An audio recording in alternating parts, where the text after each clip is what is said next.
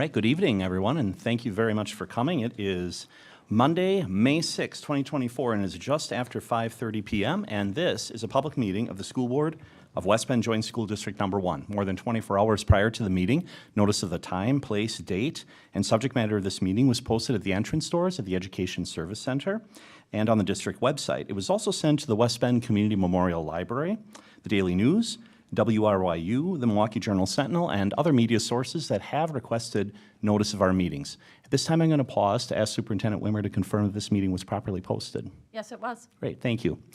Please join me and rise to recite the Pledge of Allegiance. I pledge allegiance to the flag of the United States of America and to the republic for which it stands, one nation, under God, indivisible, with liberty and justice for all. Thank you, everybody. We recognize the quorum of our board. All 7 board members are present. Next on our agenda is the approval of this agenda, which was posted in advance. I'd move to approve the agenda. Is there a second? Second. Thank you, Kelly. We have a motion and second to approve the agenda. Any final discussion? Hearing none, all in favor, please say aye. Aye. Any opposed? Thank you. That motion carries. We move now to the recognition section of our agenda. And tonight, we start with recognition of retirees. The board would like to take some time to recognize several individuals who are retiring from the district after many years of service to our students, our staff, and our community. Supervisors, administrators, and colleagues have shared words, many words of recognition for these individuals. And so we'd like to read some of the comments that were shared and regarding each of these outstanding members of the West Bend School District team. So before we begin, what I'm going to do is I'm going to invite our retirees to come forward. So why don't you stand up and come on forward, retirees. There we are. All right, excellent. What I'm going to do is I'm going to ask if you could stand in front of the podium and face us. Excellent. That way those at home or those that view the recording later can get to see you as we recognize you. Fantastic. All right, thank you. So first, we're going to turn this over to Chris Jenkins. I think you're going to introduce our first retiree. Of course, I'd be honored to. That first person is Shelly Krieger from the Spanish language team. Take your bows now, right? Yeah. Shelly Krieger has worked in our district for 33 years as a Spanish teacher. Her commitment to the West Bend educational community, coupled with her enthusiasm for the Spanish language and culture, has not only enriched the learning experiences of our students, but has also fostered a deep appreciation for talents within our school community. She has served as a leader, a friend, a mentor to the high school staff. Shelly is also the recipient of the Rolfs Educational Foundation Award last year, recognizing her excellence as a leader among our district's educators. She always looks for the silver lining in students and makes learning an engaging and memorable experience. Shelly never shies away from serving on committees or taking on leadership roles. She is respected by students, peers, and administration. Shelly's legacy as an educator and role model will continue to inspire generations to come. So Shelly, the school board wishes to congratulate you on your retirement and to thank you for your years of dedicated service.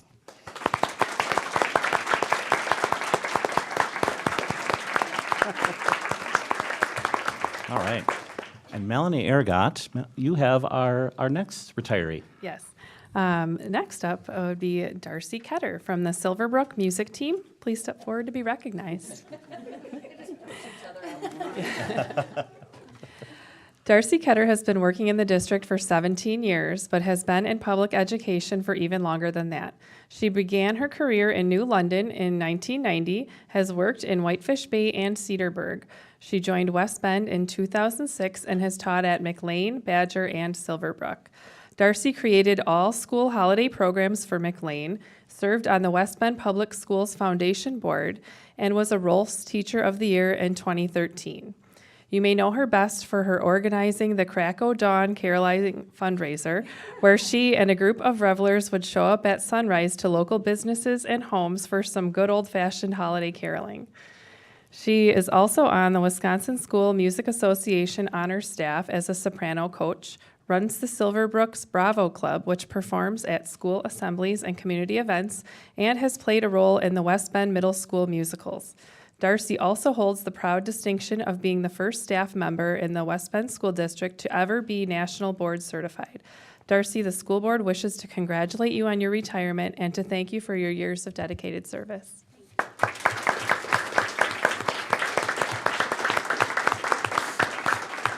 Thank you, Darcy. John Donaldson has our next retiree. I do. Would Jackie Schmult from the West Social Studies team please step forward? Jackie Schmult has dedicated 24 years of service to the West Bend High School Social Studies Department. Throughout her tenure, she has been a beacon of wisdom, compassion, and integrity, shaping the minds and hearts of countless students who have had the privilege of being in her classroom. Jackie's passion for psychology and social science has ignited a curiosity in our students that will undoubtedly stay with them for a lifetime. Jackie's tireless advocacy for education and the countless lives she has touched over the years will continue to live on in our schools. Jackie leads by example and inspires many people to follow in her lead.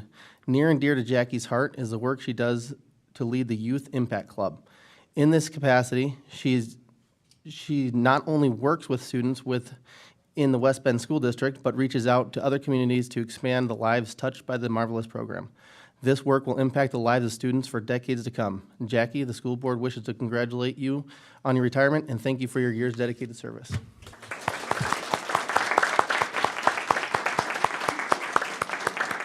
John, and June, you have our next retiree. Yes, can't wait. All right, I am honored to read about Mary Eichner from Jackson Elementary. All right. All right, Mary Eichner has dedicated almost 23 years of service at Jackson Elementary School. Her commitment to nourishing not just the minds, but the spirits of students who have has been nothing short of inspiring. She has cultivated an environment in her classroom where children feel seen, heard, and valued for who they truly are. Her ability to find the humor in every situation and infuse it into her teaching has brought light and joy to countless young lives. She is the leader of the Jackson Wellness Team, and her advocacy for staff activities like the book club, staff lunches, pickleball, and staff yoga has fostered a sense of camaraderie and well-being. Her energy for these personal wellness initiatives has reached all of our schools through her participation in the District Wellness Committee. Mary is a calming presence for whomever she spends time with, students or staff. She is one of the trusted people that staff will sit down with to solve tough problems and feel supported every step of the way as they do. She will be dearly missed among the Jackson family. Mary, the school board wishes to congratulate you on your retirement and to thank you for your years of dedicated service.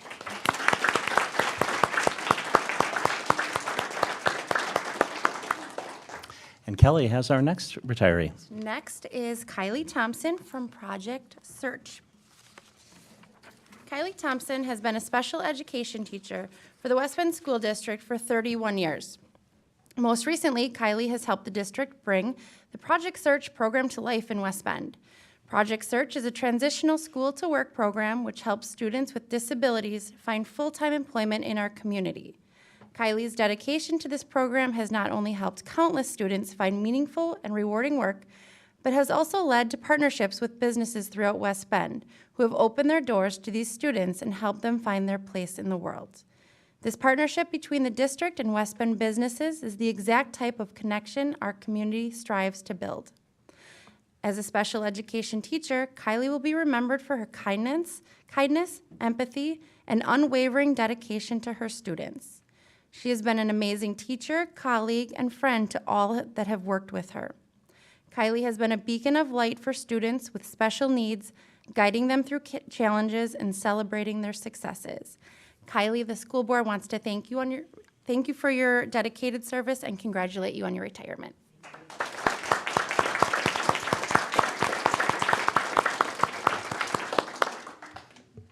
And Chad Temez has our next retiree. Patty Noonan from the high school science department. Always putting us science people last, huh? Patty has served the districts for 24 years. She's a shining example of what it means to be a dedicated professional educator. She knows her content inside and out and then makes sure her students know it just as well. Patty teaches Project Lead the Way courses at the high school. These courses require special training and expertise to prepare the students for careers in all sorts of science-related fields of work. Her passion for science has not only inspired a love for learning in her students, but has also inspired a drive to earn a white coat, which is one of the highest honors a student can receive in Project Lead the Way. She has set countless students on the path towards outstanding careers in the sciences. Her enthusiasm for teaching and learning will remain forever in the lives of the students that she has taught. Patty, the school board wishes to congratulate you and thank you for all of your years of service.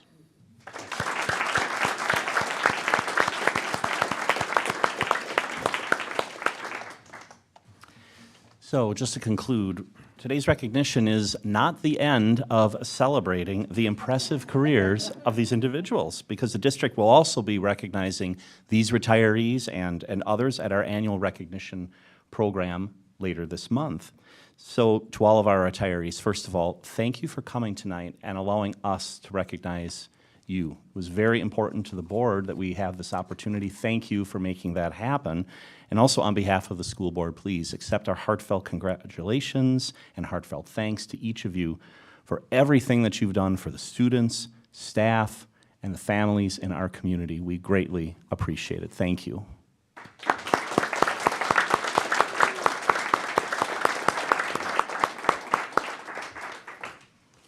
All right, we'll continue on with some additional recognitions tonight. Forensics from Silverbrook Intermediate and Badger Middle Schools. Let me start with that. Excellent. When he's talking to this. Hi, so we want to recognize some accomplishments that our students have been doing this year. Silverbrook and Badger work really well together as a team for middle school.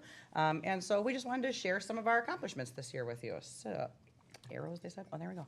All right, so first of all, what is forensics? It's not science. It's not that forensics. So forensics is competitive public speaking. So the students choose from a variety of categories. Some are humorous, some are serious. They can do group, they can do solo, lots of different choices. But they are preparing a presentation that they are giving where they are being scored on rubrics by judges based on their vocal performance and their body language and things like of that nature. So it's a really strong program for them to develop those critical communication and speaking skills. Clara and Declan were two of our Silverbrook forensics kids. Clara, show off your medals. I didn't get a hold of Declan soon enough. Tell him he's got some too.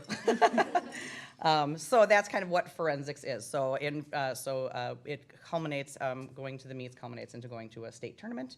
And so we're going to tell you about Silverbrook by the numbers. So Silverbrook is an all sixth grade team.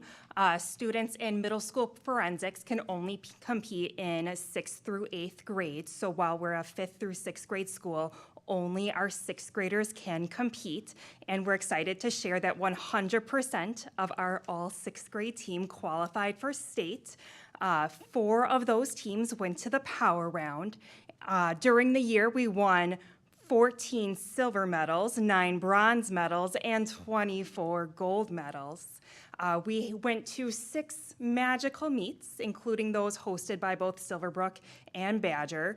Our team won 2 team trophies at those meets, including one at the state championship. And we received a total of 110 blue ribbons. So we had 25 stupendous students, 15 tremendous teams, 5 conquering coaches, and even 3 passionate parent judges who supported us throughout the season. So just to give you a little taste of what forensics is like, we've got some videos. So when you get there, Janet, you're gonna do this one here. Just to show you a little video montage of what our kids have accomplished.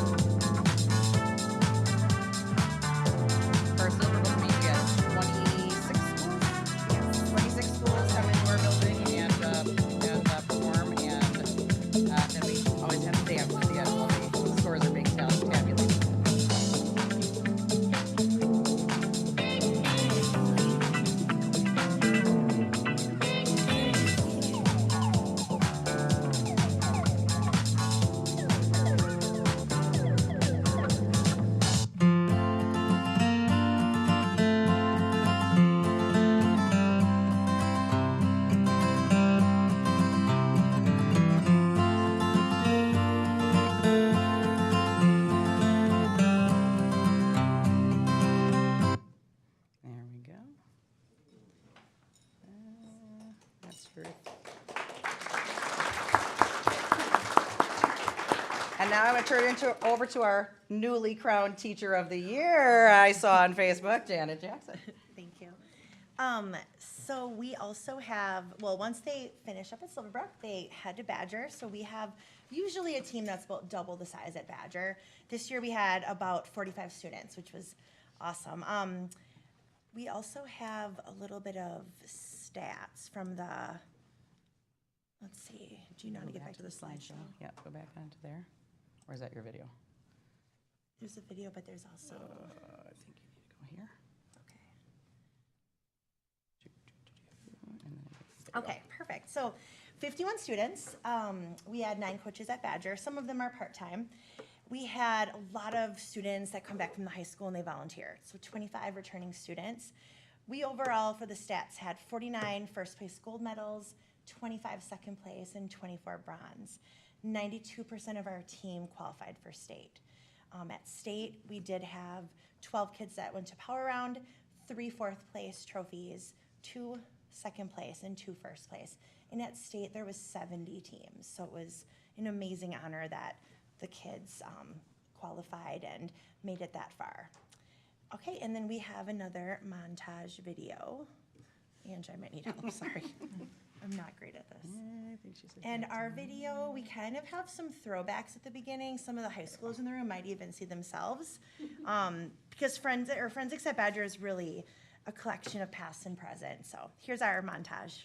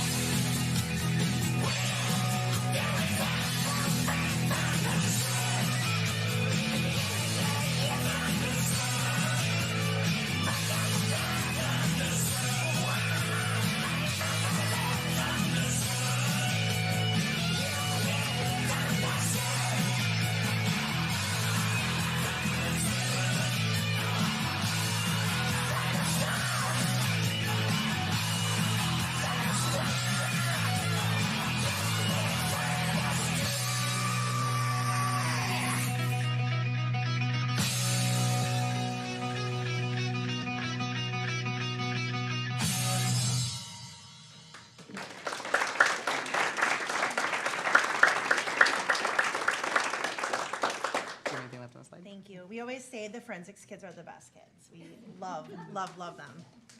Great. All right. And that concludes our forensics presentation. Well, thank you very much. Appreciate it. And thank you to those who are coming. What a great accomplishment. And thank you for the videos to show that I was in forensics in high school as well. And it's a lot of fun. So thank you for sharing that. We have another recognition tonight, and that is K-Kids and Builders Clubs, I believe. All right. So when you want to go to the next slide, you get the bottom, the down arrow. Excellent. All right. And who's going to kick us off on this one? Good evening. Hi, we'll probably start off with our pledge and then introductions of the 2024 school year officers. That sounds great. As a K-Kid, I promise to serve my neighborhood and my school. I will show respect toward my environment, and I will try to make the world a better place in which to live. I'm the President, Claire Minty. I'm the Vice President, Aubrey Palmer. I'm the Treasurer, Taylor Wankfurter. I'm the Secretary, Dane McIntyre. I'm the reporter, Declan Schmidt. So, what is K-Kids? K-Kids is one of the largest service organizations for elementary school students. With nearly 23,000 members worldwide, K-Kids is a student-led community service organization comprised of 51 5th and 6th graders at Silverbrook. The Kiwanis Early Risers Club serves as the club's sponsors. We are so grateful to have these amazing role models working with us. All right, so these are our main service projects. The PTO family events are like the ice cream social at McLean. The chili cook-off is basically a chili contest at Silverbrook. We help our Kiwanis Early Risers at the Duck Derby, and for the Good Neighbor projects, we give them out to all the people around Silverbrook because they have to deal with us kids all day. At the flag placing, we divide up normally into 3 groups, and we place flags for the veterans who we've lost. We help at enchantment at the park so everybody can have a good time. And bell ringing, we stand there and ring bells and sing carols and hope people have a good day. I'm the treasurer, so I keep track of all the money. This year, we decided that we were going to donate $200 to 4 organizations. The 4 organizations we decided to donate to was the American Red Cross, NAMI of Washington County, the Ronald McDonald's House, and a Drive for a Cure in honor of the Drover family.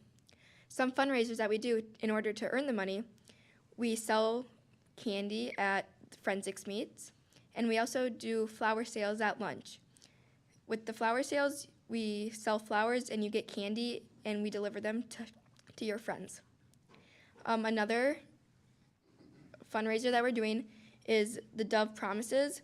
We sell little Dove chocolates, and we're going to give all the money that we earn to the Family Promise of Washington County.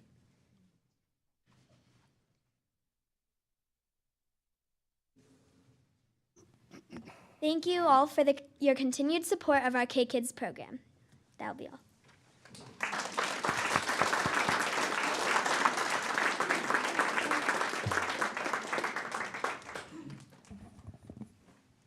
Okay, and then we again move on to Badger. And these are 2 of our awesome members that are going to lead this presentation out. Hi, I'm Taylor. I'm the president for Builders Club of 2024. And this is Danny, the treasurer of Builders Club for 2024. We are dedicated to building a better community through promoting volunteerism and leadership. We are sponsored by the Kiwanis Noon Club. I'm the president, Taylor. Our vice president is Grace. Our treasurer is Amandine, and our secretary is Sophia. For one of our volunteer projects, we write cards. We do this for teachers' birthdays, heart-to-heart connections, and holidays at the Samaritan Home. And then our welcome network is a volunteer area in West Bend. We are working with them to create bags for people who are new to the country as kids at school to help them feel like an insider and not an outsider. She's too shy to present this one herself, but Taylor was our Optimist Award winner for the 2023-2024 school year. So, way to go, Taylor.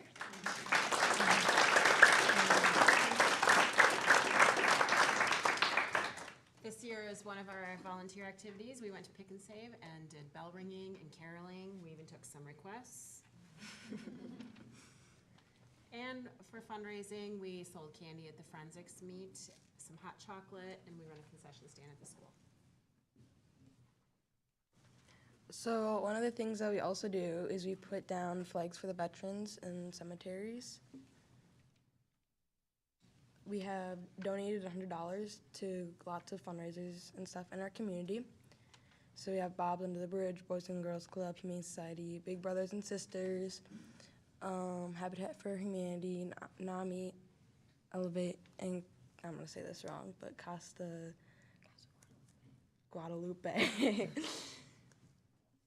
And we just really want to thank Ron Talbot for being our advisor for over a decade. And that's Builders Club.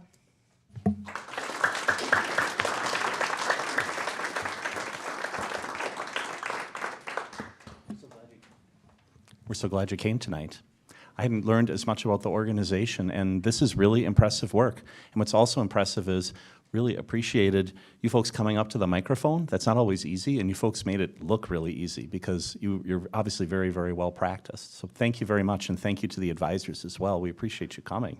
Mr. Swiger, do you mind if I just interrupt quick? Of course, Mr. Jenkins, please. I just want to say, as a fellow Kiwanian, thank you all for serving in our community. There's always work to do, and I hope that you continue to ride this momentum through middle school, through high school, and then become maybe an adult Kiwanian yourself. And I'll just say, as the treasurer of the Kiwanians, that's certainly the hardest job, right?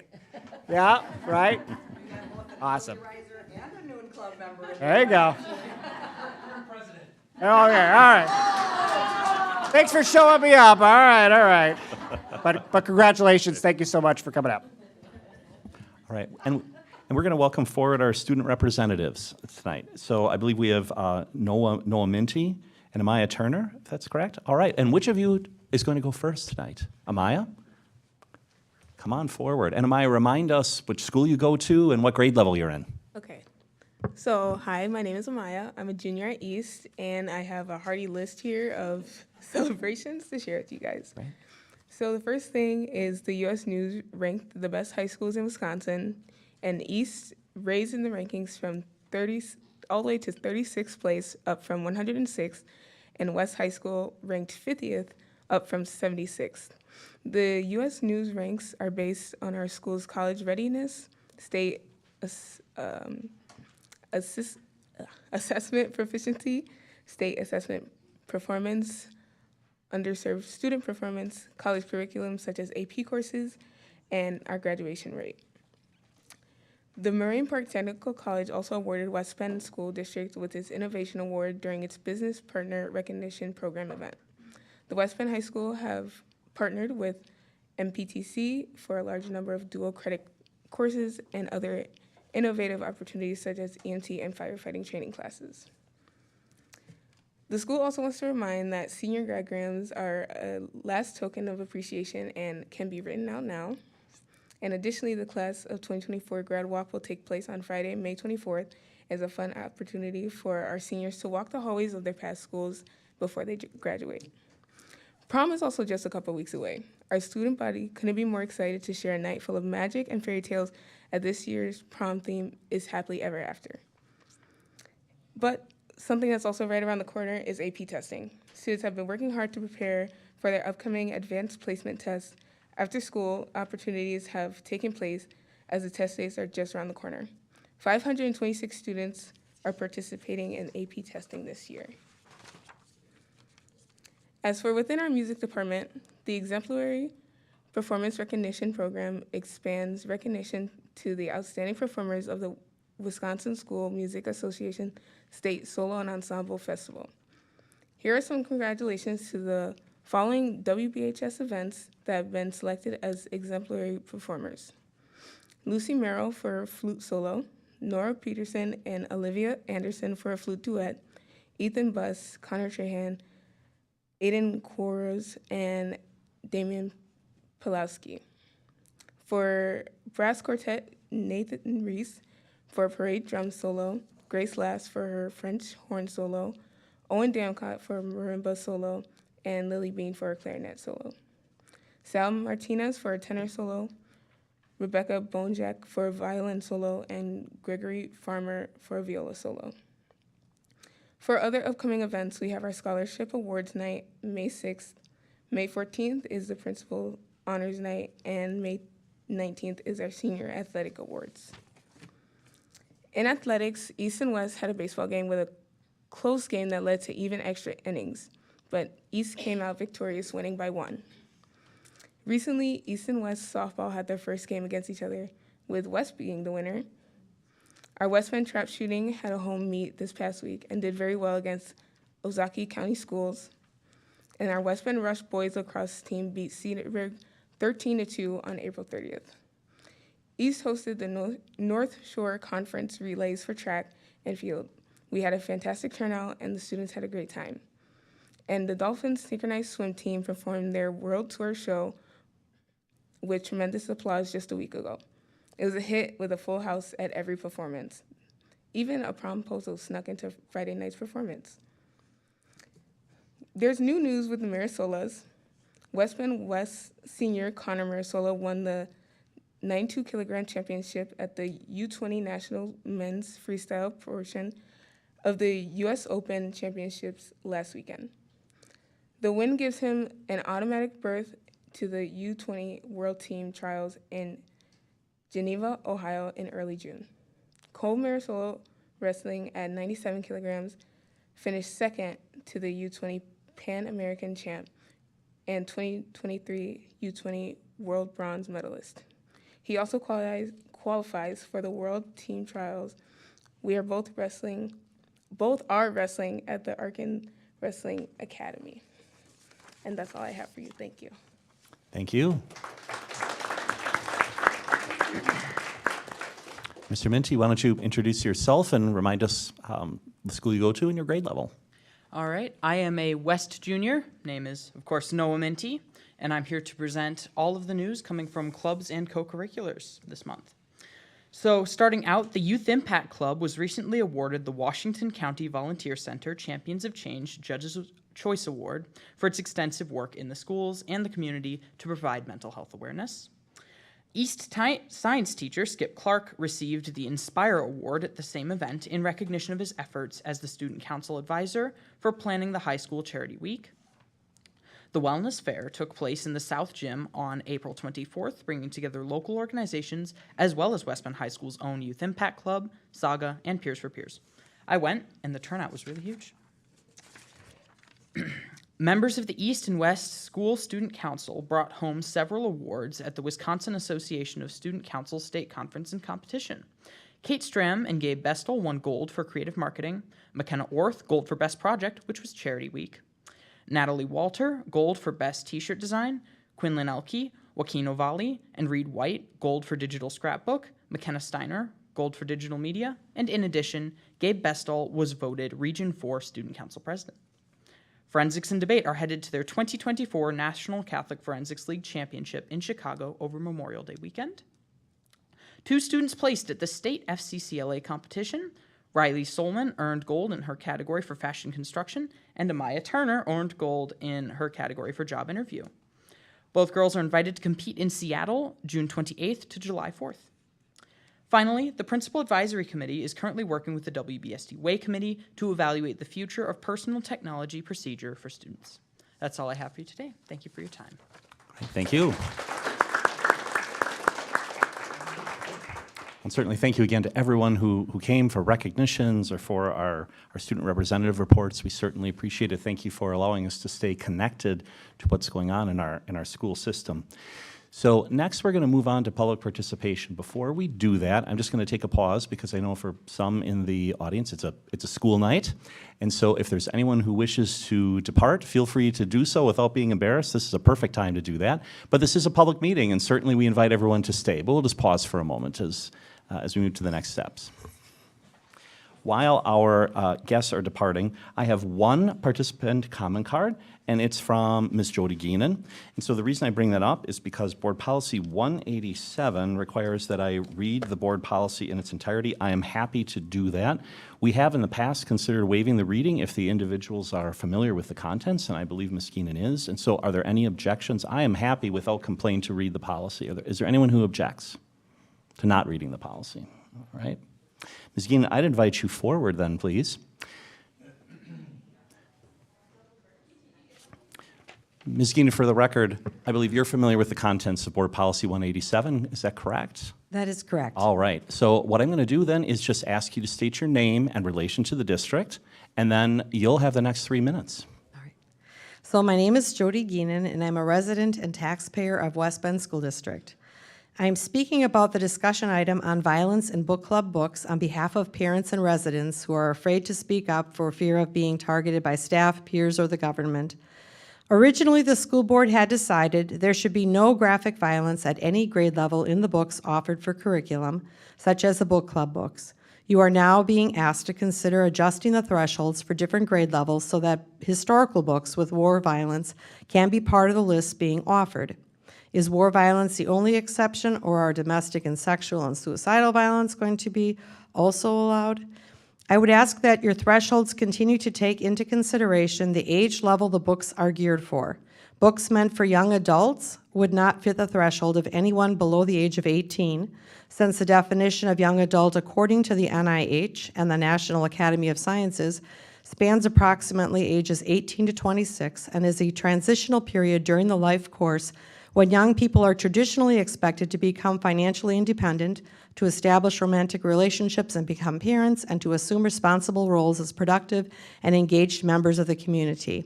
In the United States, many people do not view or treat young people aged 18 to 26 as adults because their life experiences do not match traditional views of adulthood as a time of being independent and responsible for others. Even our laws on the drinking and smoking age, health insurance coverage, and the age for renting vehicles reflect this definition. Accordingly, it would make sense to not go below the age recommendation of a book for any grade level. Parents are too accustomed to trusting that our educators have our children's best interests in mind, when in fact the interests are controlled by a different agenda that is outside of a teacher's realm. Teachers are oftentimes being told what and how they are to teach. The administration, including the school board, should err on the side of caution when considering thresholds of violence in order to protect the children and adolescents. While I'm happy with the way our permission forms have developed over the past year or so, they are oftentimes not detailed enough to give parents a clear picture of what they are giving permission to. Normally, permission forms are used as waivers of liability for incidents that might logically happen during certain events or situations. Schools giving children books above their maturity level is unexpected. If schools have to give out permission forms regarding books, the first question should be, are the books really suitable for children and adolescents? Parents entrust their most precious children to the school district. They don't expect the school district to wash their hands from choosing books responsibly. Let's be sure to care enough about the children and adolescents to live up to that expectation. Thank you. Thank you for your comments. That concludes the public participation portion of our agenda. We'll next then move to our consent agenda. And we have a number of items on the consent agenda, starting with minutes of the April 22, 2024 regular board meeting and executive session. We have one contract, one resignation, no retirements, the Employee Assistance Program Agreement renewal, CISA contracts, Compass Care contract, and disbursements posted through May 3rd, 2024. I'll pause. Are there any questions on any of the items in the consent agenda? Then hearing none, I would move to approve this consent agenda. Is there a second? Second. Thank you, Melanie. We have a motion and second to approve the consent agenda. Any final discussion? Hearing none, all in favor, please say aye. Aye. Any opposed? Thank you. That motion carries. We move then to reports, and our sole report tonight is the superintendent's report. I'll turn it over to Superintendent Wimmer. This week marks Teacher Appreciation Week, so that's generally the first week in May. We expand that to include all of our staff for recognition. Regardless of role that you play in the organization, everyone is here to serve students, and we just wanted to take pause to recognize the contributions of all of our staff and express our sincere gratitude on behalf of both the board and administration for their hard work, dedication, and commitment, not just to the students they serve, but their schools and the broader community.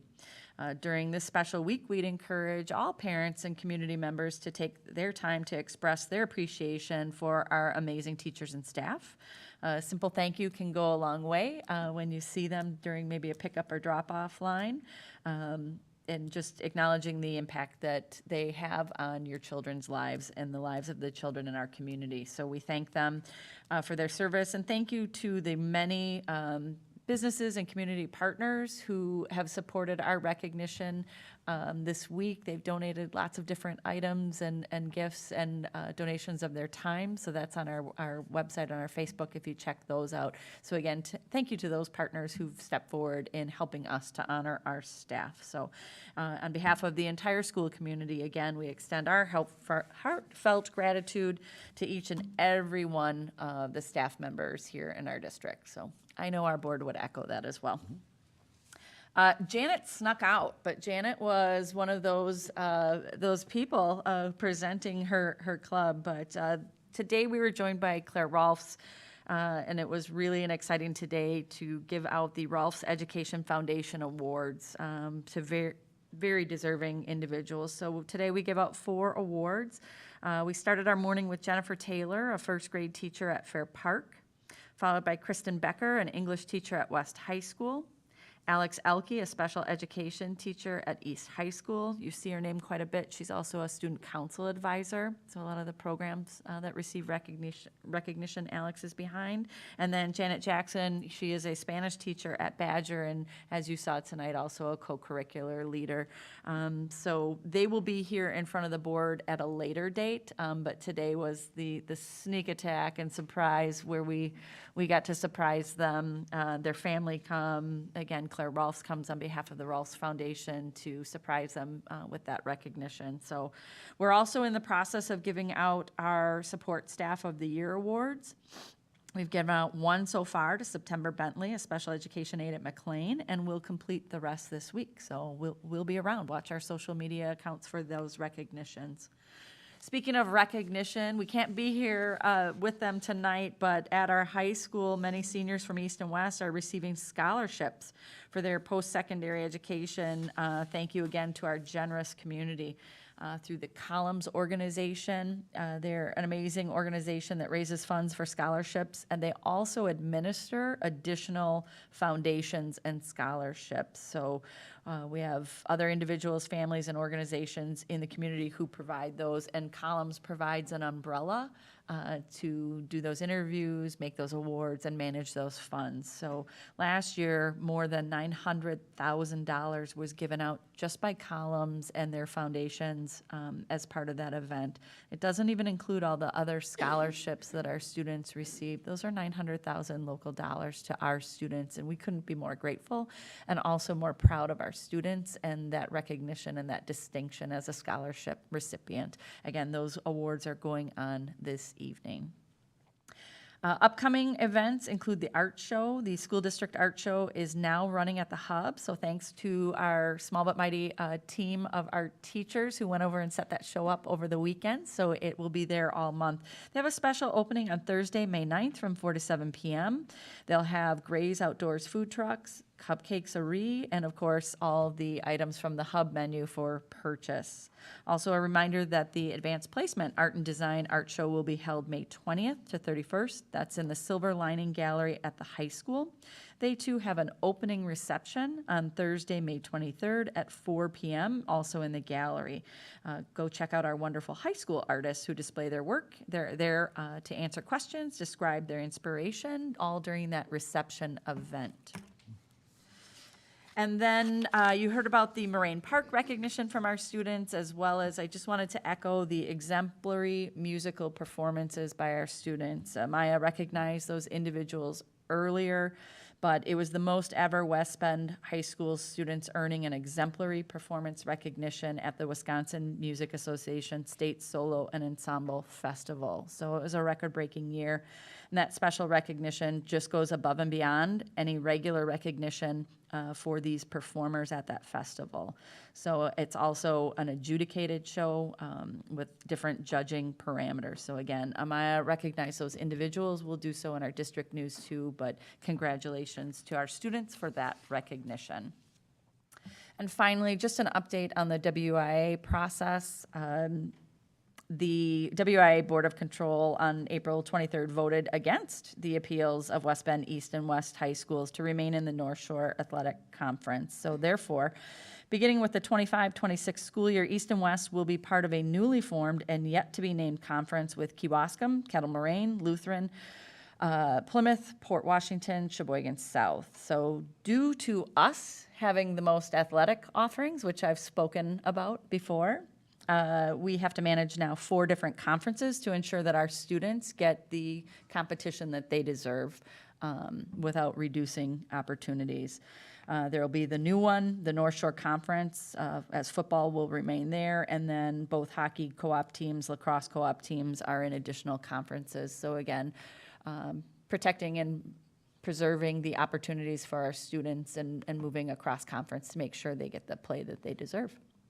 So that is all for my report this evening. Questions for Superintendent Wimmer? All right. Thank you for your report. We move then to a number of discussion items. We're going to start with the Act 20 Early Literacy Law and Primary Resource for English Language Arts in grades K through 4. And I believe Dr. Quinn Trueblood is going to walk us through that. And Thank you. Dr. Trueblood is our Director of Curriculum and Instruction. Good evening. Good evening. I sound good? Thank you. Yes.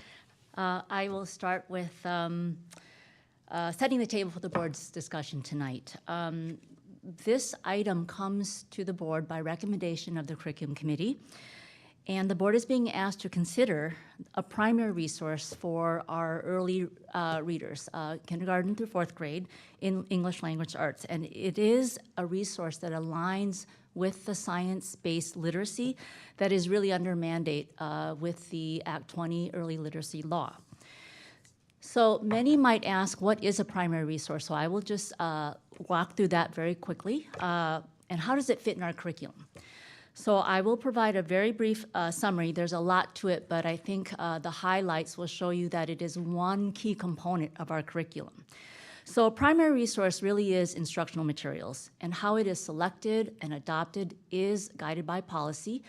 As I stated, it's a key component, but not the curriculum. So it really foundationally begins with the board's adoption of academic standards. That is the foundation of our curriculum, and the board does that annually. So these academic standards really represent what is being taught, what is so important that our students need to learn. And how we organize those standards show up in they're organized by content areas, and they're also organized by grade levels. And so we organize that in what we call a curriculum map, and that shows where things fall in the entire K-12 continuum. These primary resources under consideration for tonight really will be the materials that will be used to support the lessons and also to assist with assessing how students learn. So the primary resource, as I stated, should not be considered the curriculum, but what we're asking for tonight is so important because it is under mandate, but it also represents a body of work that has been extraordinary for not only our team tonight, but everybody in the state of Wisconsin. And so I'd like to also add that the Curriculum Instruction Department, for which I oversee, also is responsible for providing supplemental materials in case that primary resource is inadequate. And also, if there's a need for specific learning goals, that we would also, as a department, go through a process and additionally be very responsive to community's values. So that is as brief as I can be with that. There's a whole world there, but thank you for your patience with that. So hopefully that is clearer. So now I'd like to turn to the presentation and say a few words. It has absolutely been mission critical to assemble a leadership team. This bench right here is very deep. Our literacy specialists have risen as experts in the field of foundational reading and writing. And our elementary principals right here have taken the time to learn with and to build and assume collective responsibility. Our program administrator in the CNI department has prioritized resources and supports for this team to succeed. And boy, have they had starts, and they've had stops, and they've had zigzags through all the many discoveries and all the challenges that have faced them and many like them. So our district literacy team is formidable. I have the greatest appreciation for what they have accomplished and what brings them here tonight. And I, with pride, like to call Heather Isaacson and our literacy specialist to begin the presentation.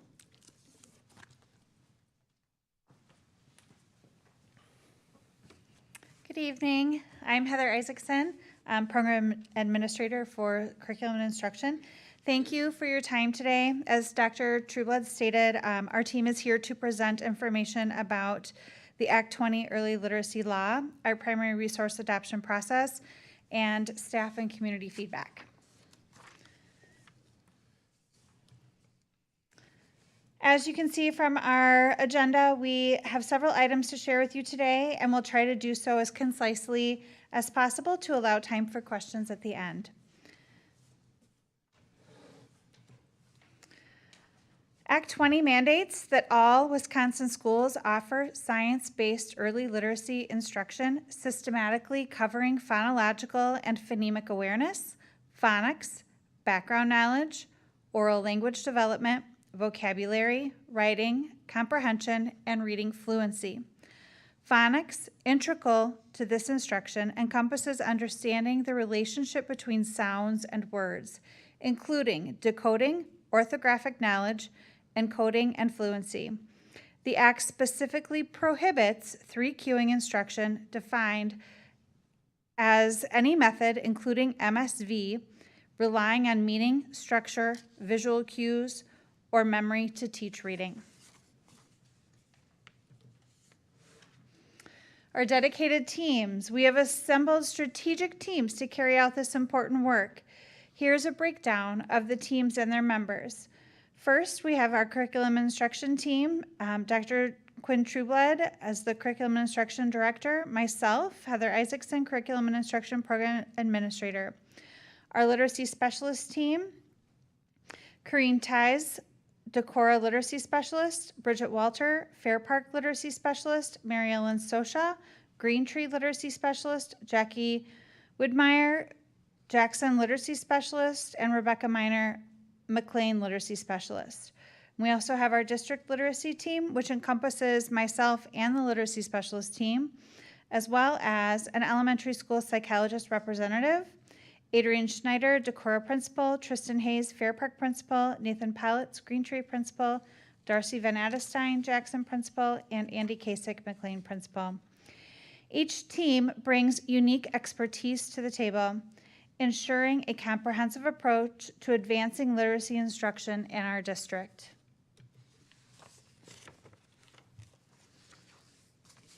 Act 20 highlighted the necessity for a comprehensive K-12 ELA program evaluation. The district literacy team and I assessed grades K through 4, revealing deficiencies in the primary resource, notably lacking explicit phonological components like phonemic awareness and phonics. Additionally, we noted the presence of embedded 3 cueing, which Act 20 prohibits. Dr. Quinn Trueblood and Ms. Erin Faust are leading a 512 evaluation involving departments and the leadership team. These evaluations aim to ensure alignment with Act 20 requirements and improve literacy instruction. There she is.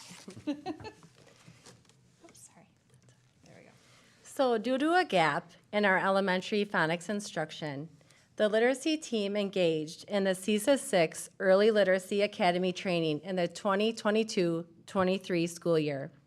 In the summer of 2023, the early literacy law based on the science of reading and systematic sequential phonics instruction passed. The law accelerated the need for change and, of course, continuous learning. Everything on this timeline was done with purpose, intentionality, and driven by the science of reading research and new Act 20 early literacy law.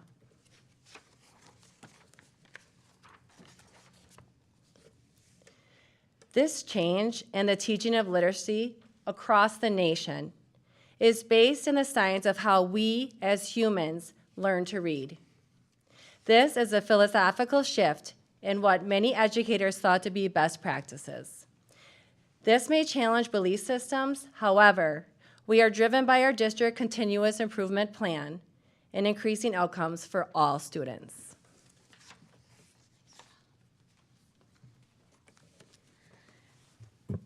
I gotta bring this down. Beginning in the 22-23 school year, after attending the CESA Early Literacy Academy, the literacy specialists began implementing changes to interventions with their building reading teams to implement routines based in the science of reading.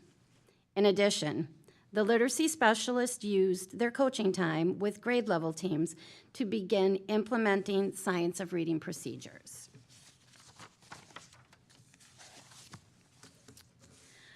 So as we look at this timeline, there are strategic actions that we took beginning in November once we made the decision to pursue a new primary resource.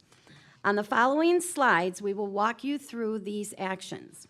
As you look at this timeline, you see November, we started with the Science of Reading professional development. You can see that line carries through the whole entire year.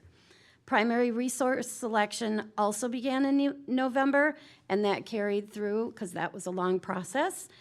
Board curriculum committee discussion also happened in November.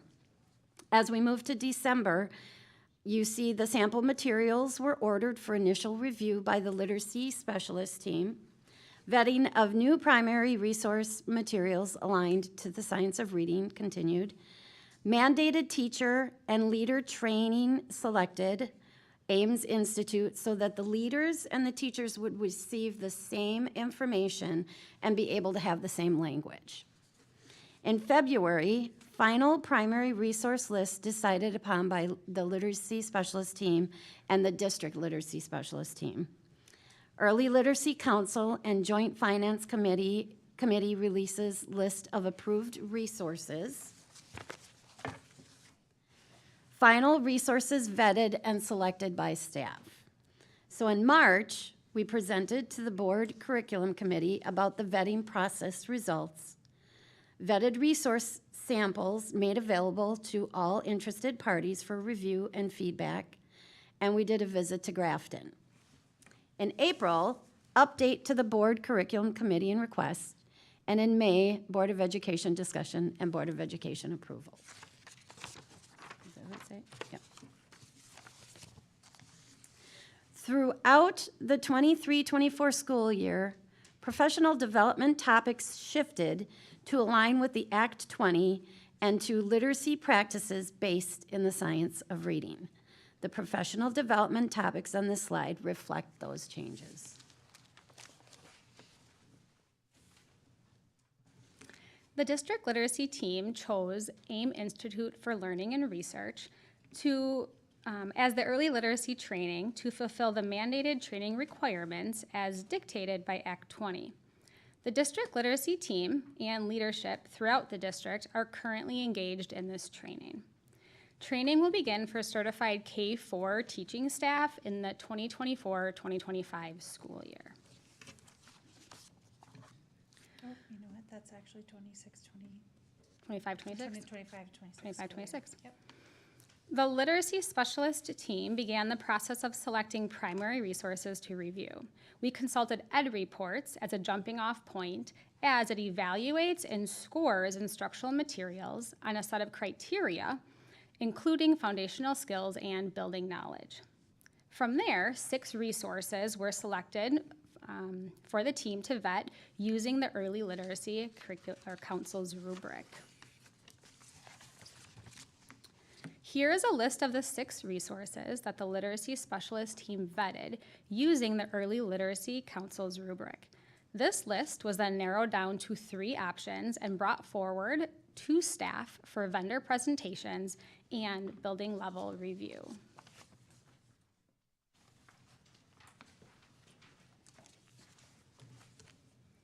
While we know that no program is ever perfect, leading experts in the science of reading and dyslexia support Amplify CKLA's program. The Reading League's findings mirrored our own findings, as well as the findings of the Early Literacy Council, who was appointed by the legislature.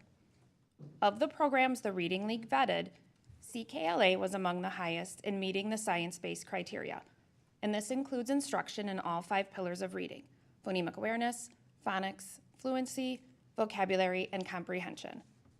CKLA is broken into 2 essential components: developing decoding skills and building vocabulary and background knowledge. Staff had ample opportunities to engage with the resources during the vendor presentations, as well as looking more closely at the materials in their buildings and online. Staff was then given the opportunity to provide their feedback about each of the final resources through a survey.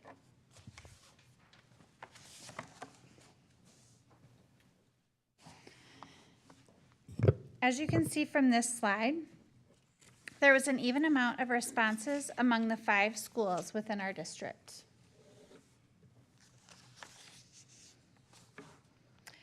We were able to incorporate grades K through 4 general education, as well as special education, EL, interventionists, and speech and language teachers to make sure that we had a true representation from all departments within the schools. An important factor in this selection process has been the level of engagement that can be expected from the students. As you can see, over 57% of respondents selected Amplify CKLA as the curriculum that would be most engaging for students. Ease of implementation of a new curriculum is of utmost importance. At over 70%, it's clear that Amplify CKLA has been chosen as the program that would offer a smooth implementation into our schools. Throughout the vetting process, we spent considerable time looking at the ease of usability. Much like the implementation section, Amplify CKLA proved to be the most user-friendly program of those tested. As I'm sure we can agree, the proof is in the data. Amplify CKLA came through with almost 60% approval over the others in terms of data and resources that will help our teachers in the classrooms. This slide illustrates the ranking of resources by teachers based on the highest scoring options presented by the district literacy team. It's emphasized that each option met legal criteria and would suit students in the district well. Teachers were then empowered to express their preferences as part of a consultative process to determine the best choice for students overall. The blue section indicates that 64% of teachers selected Amplify CKLA as their top choice.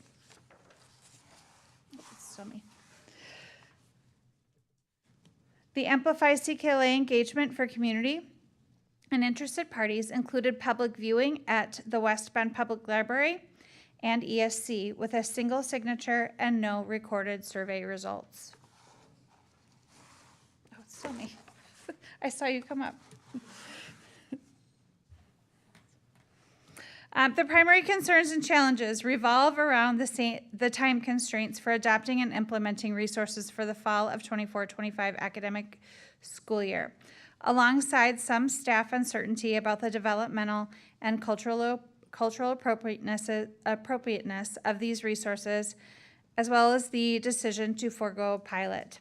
Solutions include closely monitoring timelines with transparent communication, relying on the West Bend School District Curriculum Guide, and referencing Amplify CKLA resources for their background and rationale. Additionally, the Curriculum and Instruction Department and District Literacy Team will provide guidance on modifying lessons or incorporating supplementary materials if necessary. While a pilot was considered, it was deemed inequitable and unreliable by the Literacy Specialist Team and District Literacy Team, aligning with the approach of surrounding districts. Now it's yours.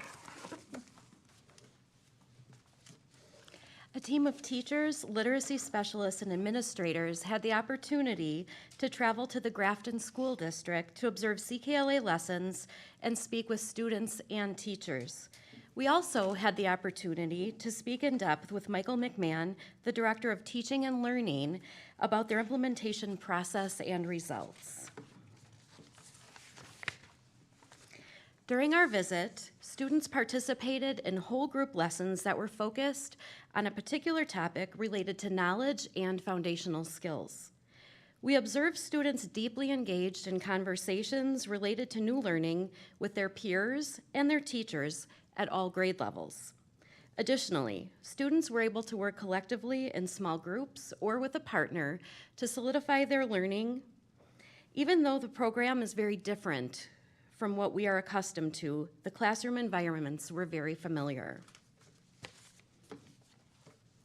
On this slide are some comments from both students and staff at the site we visited in Grafton. These comments really speak for themselves. After the visit, our teachers had the opportunity to share their experiences with the K-4 staff here in West Bend, and the information they shared was overwhelmingly positive.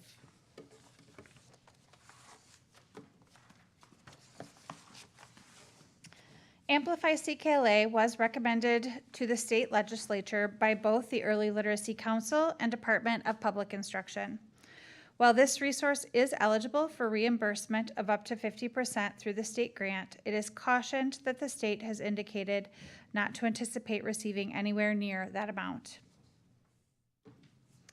Lastly, I'd like to emphasize the process timeline we've adhered to in accordance with board policy.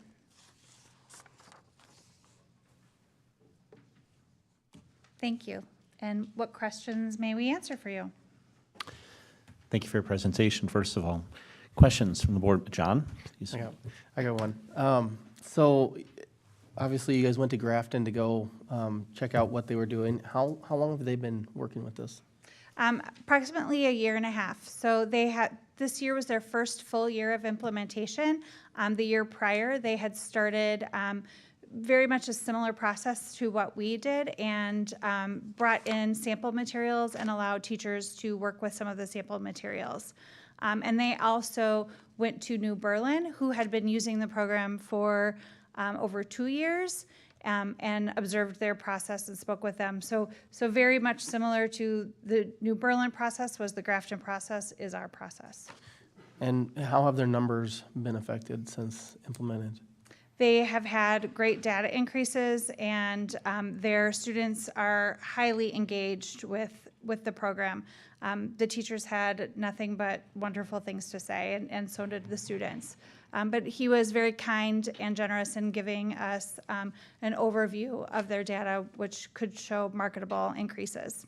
Do we have like a percentage? I mean, 10%? I don't have that increase? available right now, but that's certainly something I can make available. Okay. I mean, do you know what New Berlin's increases in I efficiencies don't have were? that available right now, but I can make that available. Okay. Yeah, no problem. I think that's all I had. Great. Other questions? Chris. So you have a lot of great quantitative data in here, which I appreciate, but, high level, could you give me some examples of the qualitative differences between, Amplify versus the Wit and Wisdom that you looked at? Like, what were the clear differences that made this other one just rise above the rest? They were very similar programs. However, it was more of the ease of implementation that I think that the teachers gravitated towards. The skills and the knowledge strands of each one of the programs were extremely similar. They both had very high efficacy for both, but Amplify CKLA has streamlined their program with technology a little bit better than Wit and Wisdom. They also liked the difference between Amplify CKLA being comprehensive with both their skills and their knowledge in one program versus Wit and Wisdom that was pairing with another program called Really Great Reading. And so rather than having to navigate two separate programs, Amplify CKLA is all in one, and that was, I think, one of the biggest factors in their choosing. Great. That helps me understand a little bit better. Thank you. Yeah, absolutely. Other questions? So, John? so you mentioned they're kind of more, I guess, integrated with technology. So I'm assuming there's a lot of computer-based learning. Not so much for the students, it's more for the teachers, having slides available for ease of use for putting pictures up with vocabulary words so that they have that sort of, or they can click through their lessons while they have the teacher manual in front of them. But the students are actually really more engaged in, it's more of a direct instruction type of program. So they will not be using technology as much as the teachers would be. I like that better. Also, so what I'm understanding is it sounds like this is implemented a lot easier for teachers and kind of able to kind of transition a lot faster than the others. Is that what you're kind of? Correct. Okay. Yes. And do you know expected grant numbers? You said up to 50%, but don't expect? We Close don't to that? know What because the legislature right now is still debating on when those monies are going to be released to the DPI, and the DPI is still considering how they're going to distribute those funds. None of those numbers have been released. Grafton wasn't nice enough to share that? It hasn't been released for, it actually hasn't been released for any of the Okay. state yet. Gotcha. Yep, we're still waiting. First of all, thank you to everyone who came and presented. It's very, very clear you know your stuff and put a lot of work and energy into this, because I think members of the public might be tempted to think, well, how hard is this? You just pull a book off the shelf and you start to teach to it. But clearly there's a lot of discussion around it, and it's greatly appreciated. Just for my own personal learning, can you give me an example of what we talk about Act 20 prohibited, and now can you give an example? I mean, I went to grade school in the 70s, high school in the 80s, so I'll just use that as a frame, because I'm thinking that probably I was taught the way that Act 20 probably now prohibits. I'm thinking, I don't know. Can you give me an example of something that would be prohibited now? Sure. Actually, this is fairly new within the way that we have been teaching with the balanced literacy approach is actually fairly new. So it's about the last 20, 25 years. So really the way that we were taught in school is maybe is closer to this.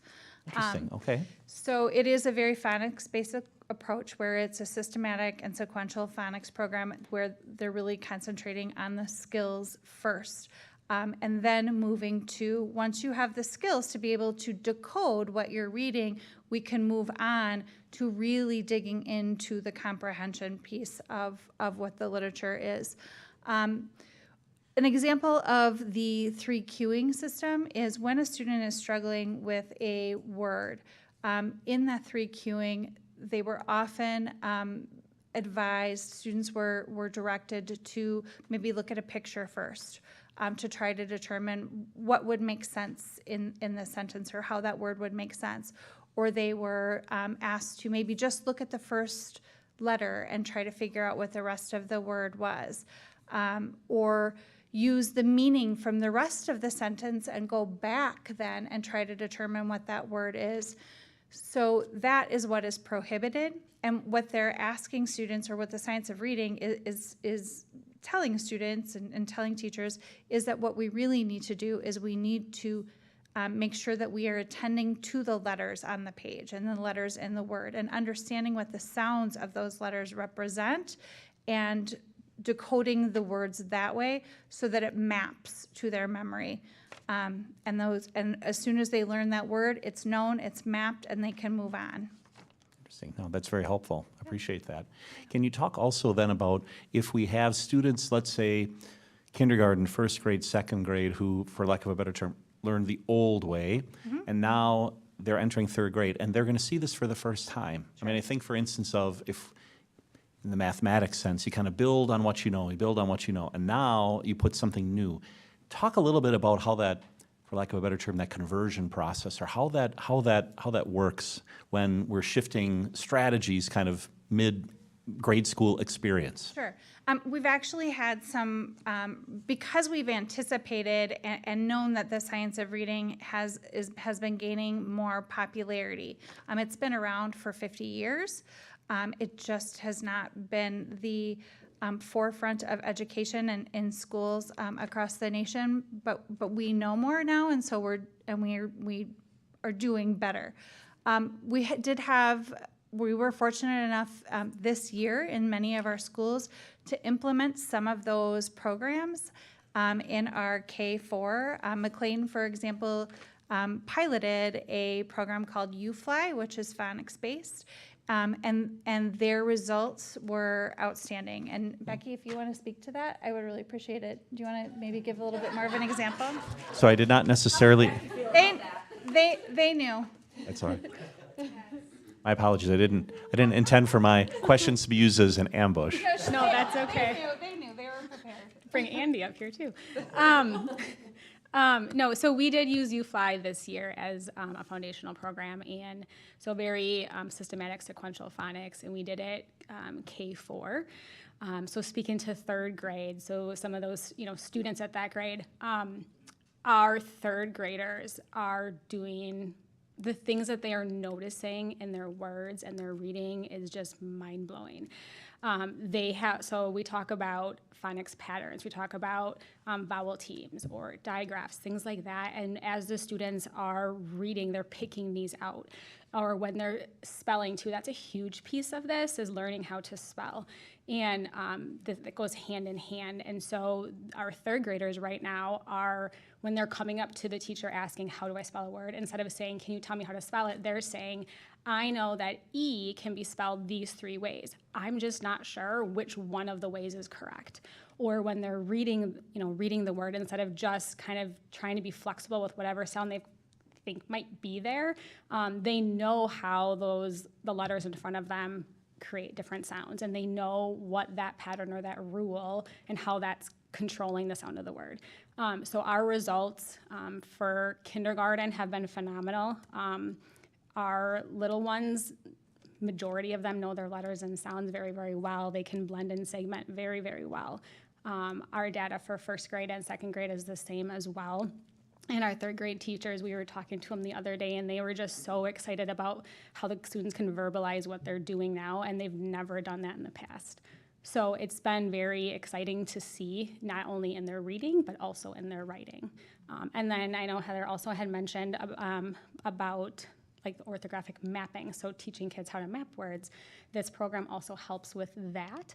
And so our third graders, kind of talking about that grade level, for the first time are able to look at words that are irregular, so don't have those common spelling patterns in them, and know how to spell those based on the irregular parts because they've learned how to map through the foundational programs.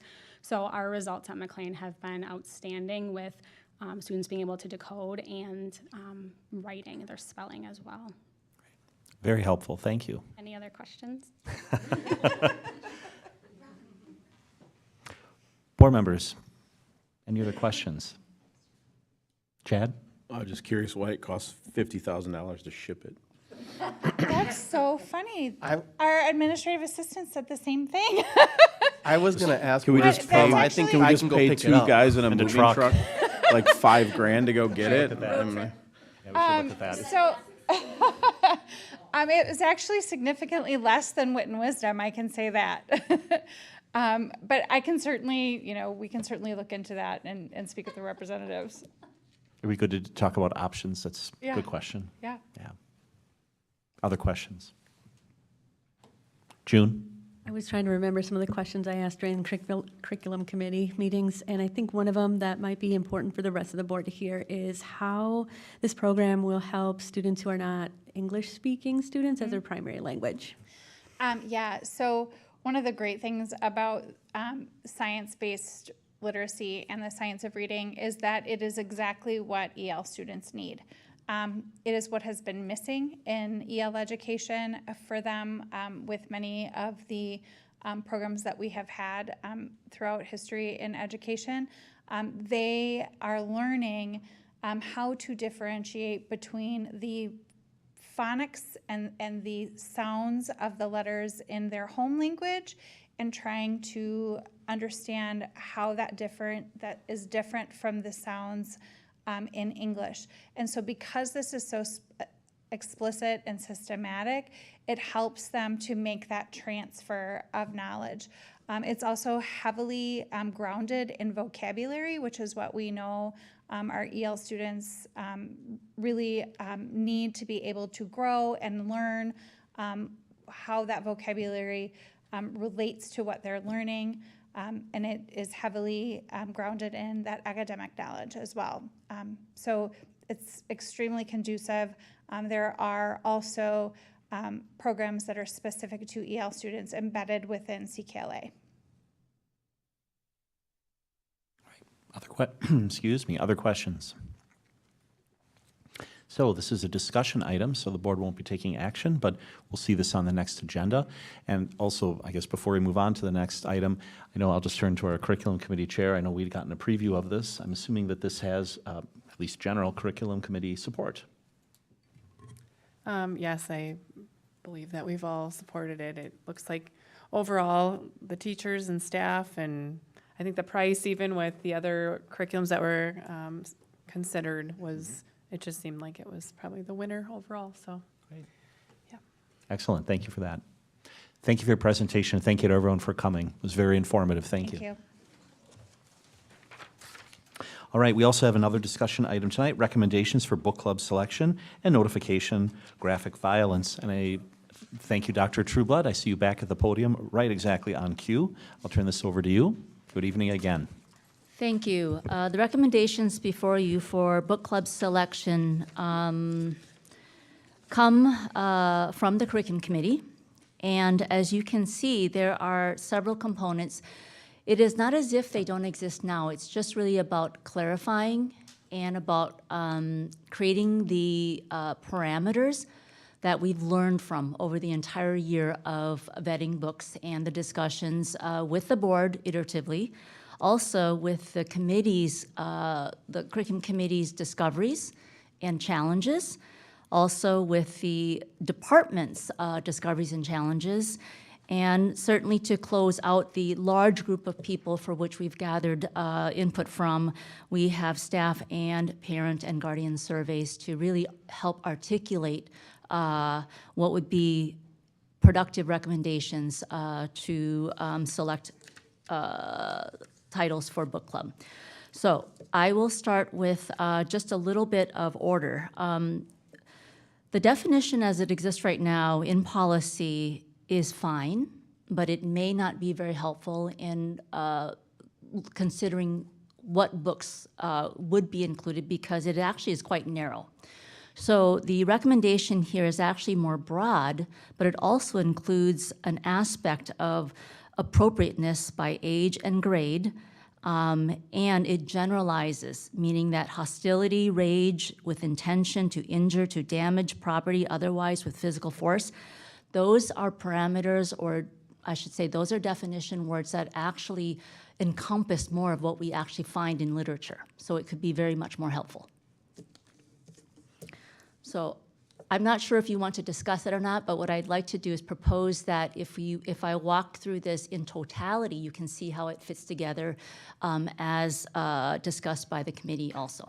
Okay, so I'll move on. With a clear definition, what we can do is also be more clear on the process for how we review material. So there were literally 4 recommendations, and I will walk through them, but nonetheless, the bottom line is if any of these considerations or criteria for selection are unmet, then we would not even consider it, meaning that the teachers would not even put them on the table. So let me walk through what they would consider in addition to our department. We would always want to consider appropriateness for certain for developmental age and also for chronological age. This is clearly defined in many types of resources. There's not something for a 13-year-old.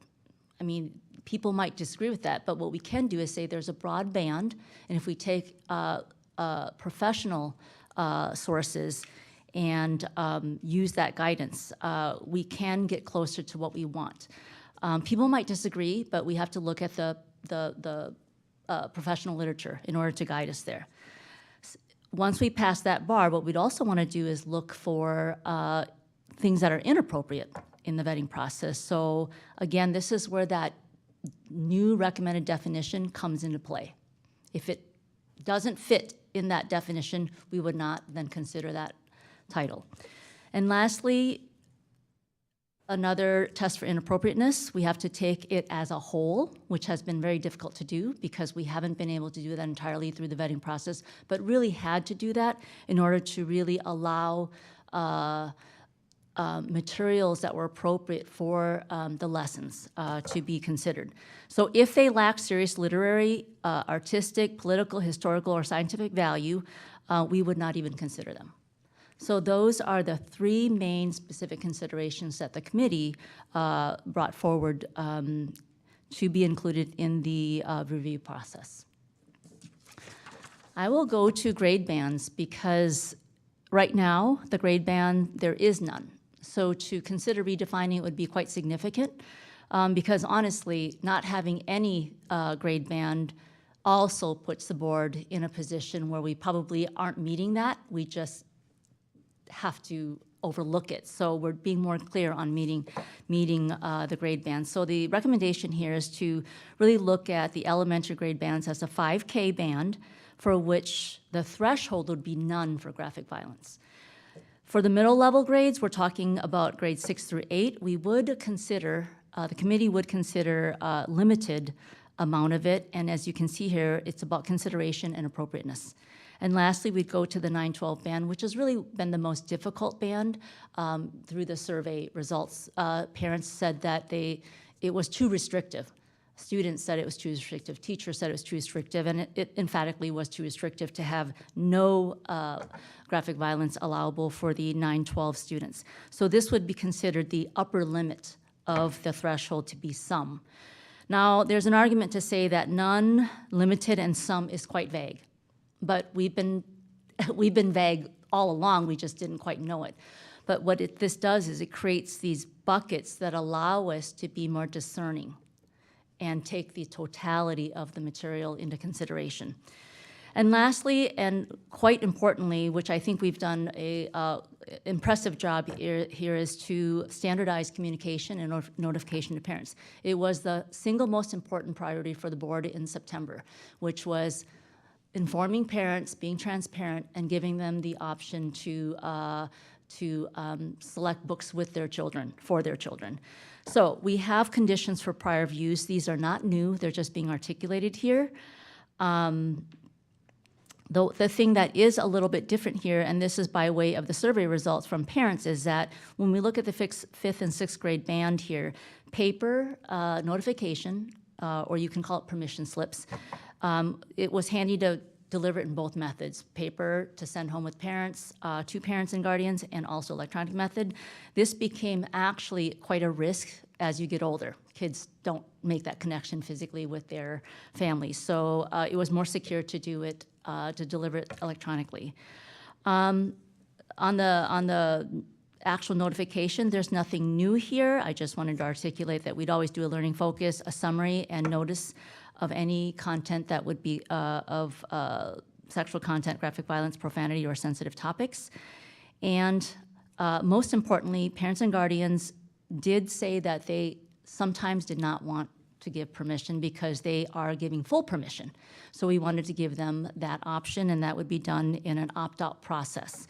So if parents opt out of the permission, they would say, yep, give me the notification, but do not ask me to sign yes for the students. And lastly, I think that's it for that. And the format itself here, it would look a little bit different. We would have notations that are different that would reflect the threshold levels more clearly. If the board were to consider limited or some, we would then replace that with the X, which is what we currently have. And as was developed, sometimes the rationale by the teachers became very critical and important to the lesson at hand. So that actually that concludes my walkthrough of the recommendations by the committee. I'd like to ask the committee to open the floor up for discussion. So Very Ms. good. Aragot? All right, thank you. Yeah, thank you. Melanie? Yeah. Yes, I can open that up for discussion.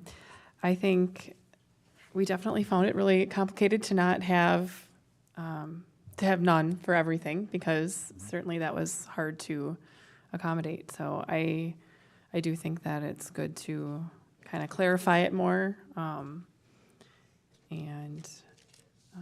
Like parents will I still am happy that we have so much transparency. So parents that want the information will be getting it, but parents that don't want to fill out the permission slips or deal with it, if that's their choice, if they want to just forego that. So if anybody has questions or clarification they want. June, you're reaching for your microphone. I also wanted to point out that putting the words that we didn't want to have students read in books was also on the permission slip, so that'll no longer appear. Oh, I apologize. Yes, so I got so excited that I didn't say that this is only one of the categories that the board is being asked to consider for discussion tonight. We will walk through the other criteria in subsequent meetings because it might help us focus a little bit better and be more productive. So that is to come. Thank you. Right, no, thank you for that clarification.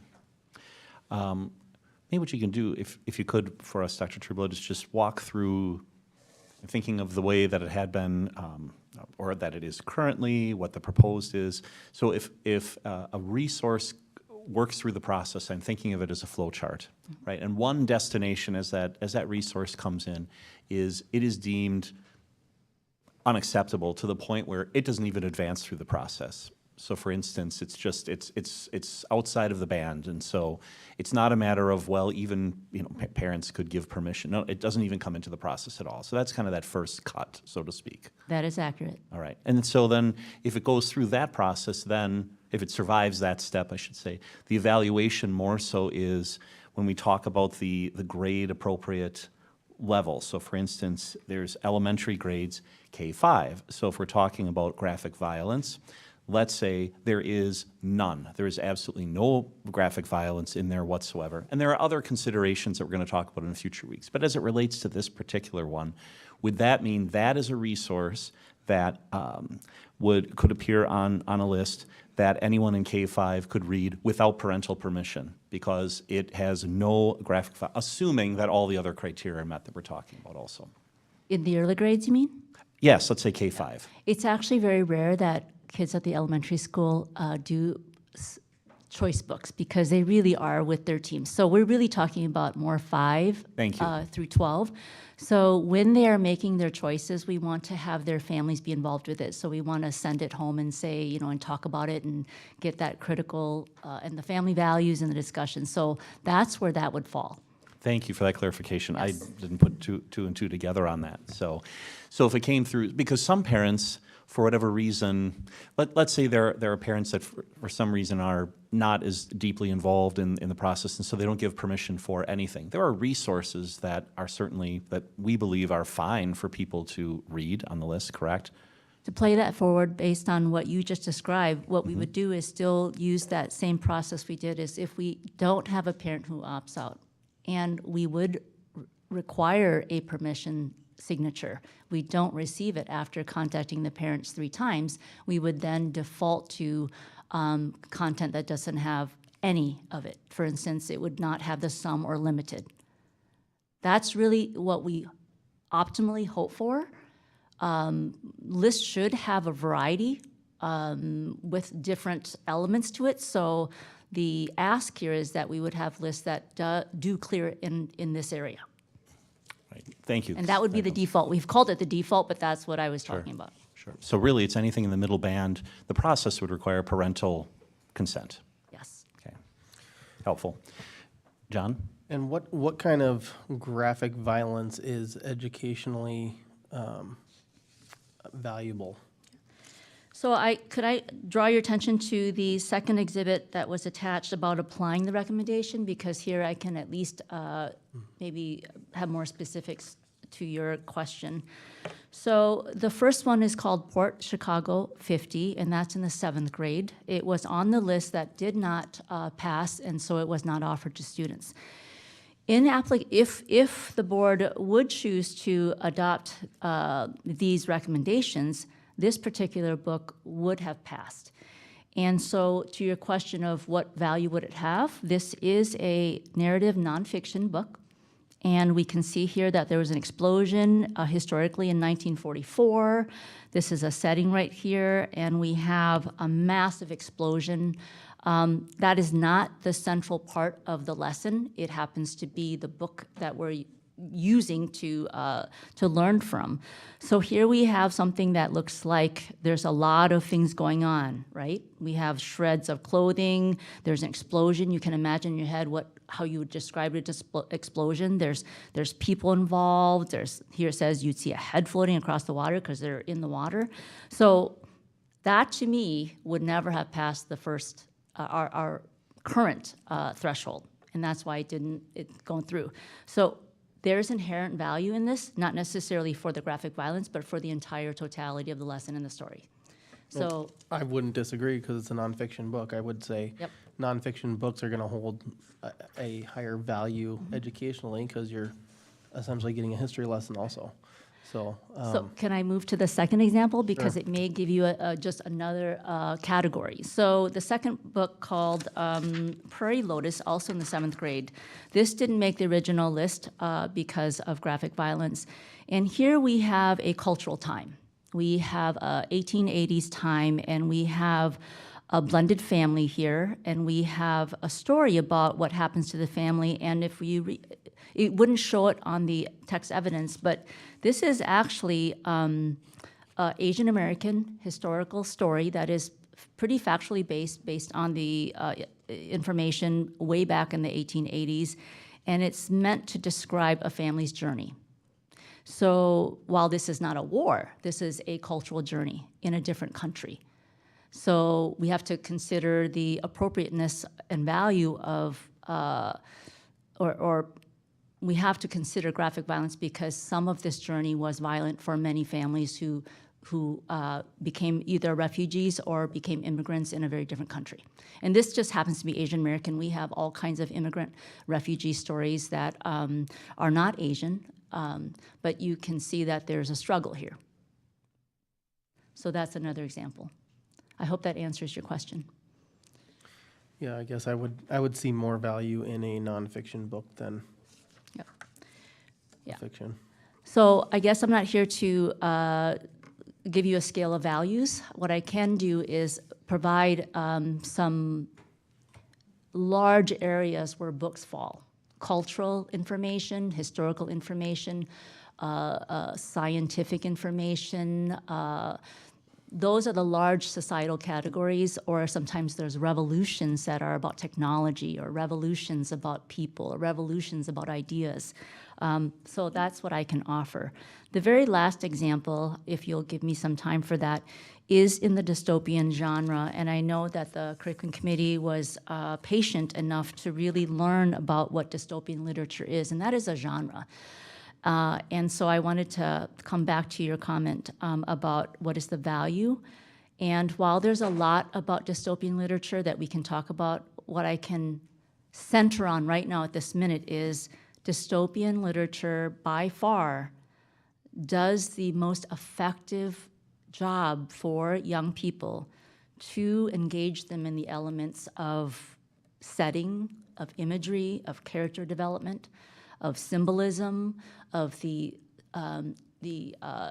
strategy of flashbacks in stories, and over enduring themes.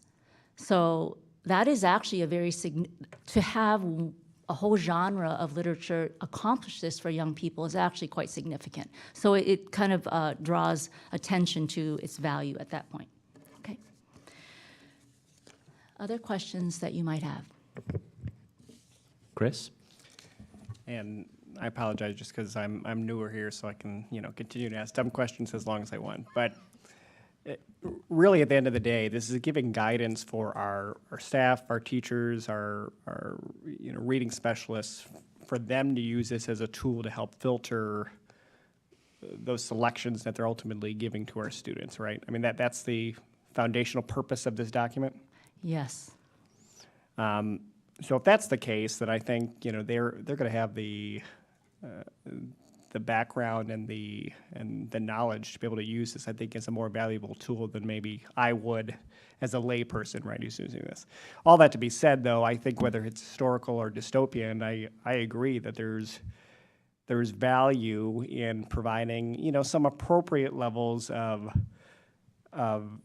graphic illustration, because really it helps to paint that picture in your minds, right? As we're reading, as students are reading, and they're trying to put together this story, in a sense, act it out in their minds as they're going through. I mean, these are important details that I think are part of painting that full picture. So all that to be said, I appreciate the detail that this tool now has, because I think that's going to help guide our teachers in a better way, while at the same time still providing these opportunities for our students and our parents. So, thank you. Well, at least one last question from me. So with regard to each particular reader, so take a 6th grade reader, they might be reading perhaps at a level below them, or you might have a 6th grade reader who's reading at a high school freshman or beyond. Remind us, how, if at all, is that encompassed in this process? Yeah, we always start with their chronological age, right? What grade are they? What age are they and what grade are they in? And then we consider their reading levels, Lexile levels. And so we want to always guarantee that there is opportunity and options for students to always access reading level material that is appropriate for them. So that is actually quite a challenge under the current filter. What it has done, and we've discovered as a people working on this, we've discovered that the more restrictive the filters are, the lower grade level you have to go to in order to meet that threshold. And we don't want that. It's just a consequence. So it was made very clear that that is a real consequence. Now, we have to talk about the kids who are higher readers. Now, what we have to do, though, is we have to work with parents, and we have to work with special learning plans in order to really meet their needs. But in general, we are, the core of the work there is really about how many kids do we have, what ranges are they reading at, and what is appropriate for them to read based on their reading levels, and what is the lesson structure for that. So if we have a 12th grader who's in the 7th grade, clearly that's a special situation, and we have to work on that specifically with the plan. But in terms of the actual selections for the whole class that they can choose from, because they form groups around it, that is the value add of the book club. It isn't individual reading. It is reading individually and having discussions that are structured around a common book. Does that help you? No, that's very helpful. Thank you. Other questions? Thank you for the presentation, also for the curriculum committee's work on this. This is a discussion item, so we won't be taking action on this, but I'm assuming we will see this on a future agenda. Thank you very much, and I'm assuming, of course, if we have questions in the meantime, we'll reach out to Superintendent Wimmer or through you. Absolutely. Thank you. Thank you very much. All right, with that, we'll move to our next discussion item, 2024-2025 meal prices. And Andy Sarno, our Assistant Superintendent of Business and Operations, is coming to the podium to walk us through this item. Mr. Sarno, good evening. Good evening. I appreciate the opportunity tonight, and I do have a guest, which I'd like to introduce you in just a moment. Have a document. This is a little bit of a formality in the sense that the USDA has a meal pricing requirement, which we are making growth towards. But additionally, above and beyond that, is it allows us the opportunity at this forum to be able to share with parents what what meal prices we're recommending. So discussion tonight, anticipated action in 2 weeks from now, but would like to introduce you to Tom Dembski, who will share some additional information on how we came up with this information. Hello, thank you. Every year, the USDA requires us to assess our meal prices and determine if we're at the set level that USDA sets every year, and that's based primarily on the CPI. This year, as we did the analysis, we looked at area school districts as well as all the schools in our buying consortium that we were part of, and kind of tried to make decisions based on where we might have some shortfalls, but also where we can hopefully keep things the same without increasing prices too much. The other thing that we're also trying to do is, as we move models a little bit differently from previous food service operations forward, is creating more of a step between the different grade levels as we offer different items. Another main component to why we had to assess this was obviously because of inflation. Looking at the different areas that inflation has impacted us, we've had to make decisions based on that as well. And I think where you probably will see the most is in the milk price. Pretty much in a nutshell, if there's anything else I can help answer for anyone. So they want us to be at 385 Correct. weighted average? That's what the USDA set for the 24-25 school year. And we're supposed to be there, or we can't exceed that number? So in a nutshell, we're supposed to be there. We use a tool that helps us calculate where our average weighted prices are. And the idea is that we would be at 385. However, each school across the nation has had different levels of operation and changes. So no one is exactly the same, including our neighboring schools. Through that calculation and that tool, typically you raise the prices no more than a dime per level. So materials suggested that we can reduce the level of the USDA increase through federal waiver or use of fund balance. And so, Correct. And so is that something that we're considering or proposing? Or, Mr. Sarno, sounds like looks like you're not either. Yeah, Please. yeah. We so that is part of what we're doing. So the average weighted price that we are currently at is $2.92.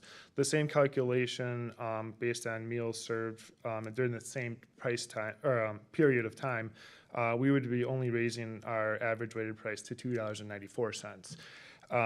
Our requirement would be to, like I said, round up to the nearest nickel, and then based on the tool, they would give us a recommendation, and that would be closer to over $3. So with the waiver, we are only increasing our average weighted price by 2 cents to use some of the fund balance in order to keep the cost lower for the families.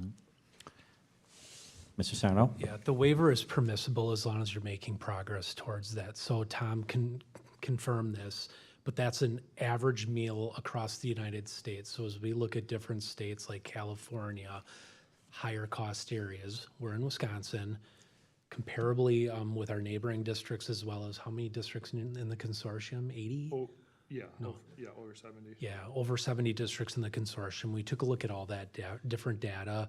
We're in the ballpark, but we need to be conscious to our parents and to the families that are consuming our meals. So outside of the free and reduced, which we do need to do a better job continuing to push families filling out that meal assistance form to qualify for free and reduced.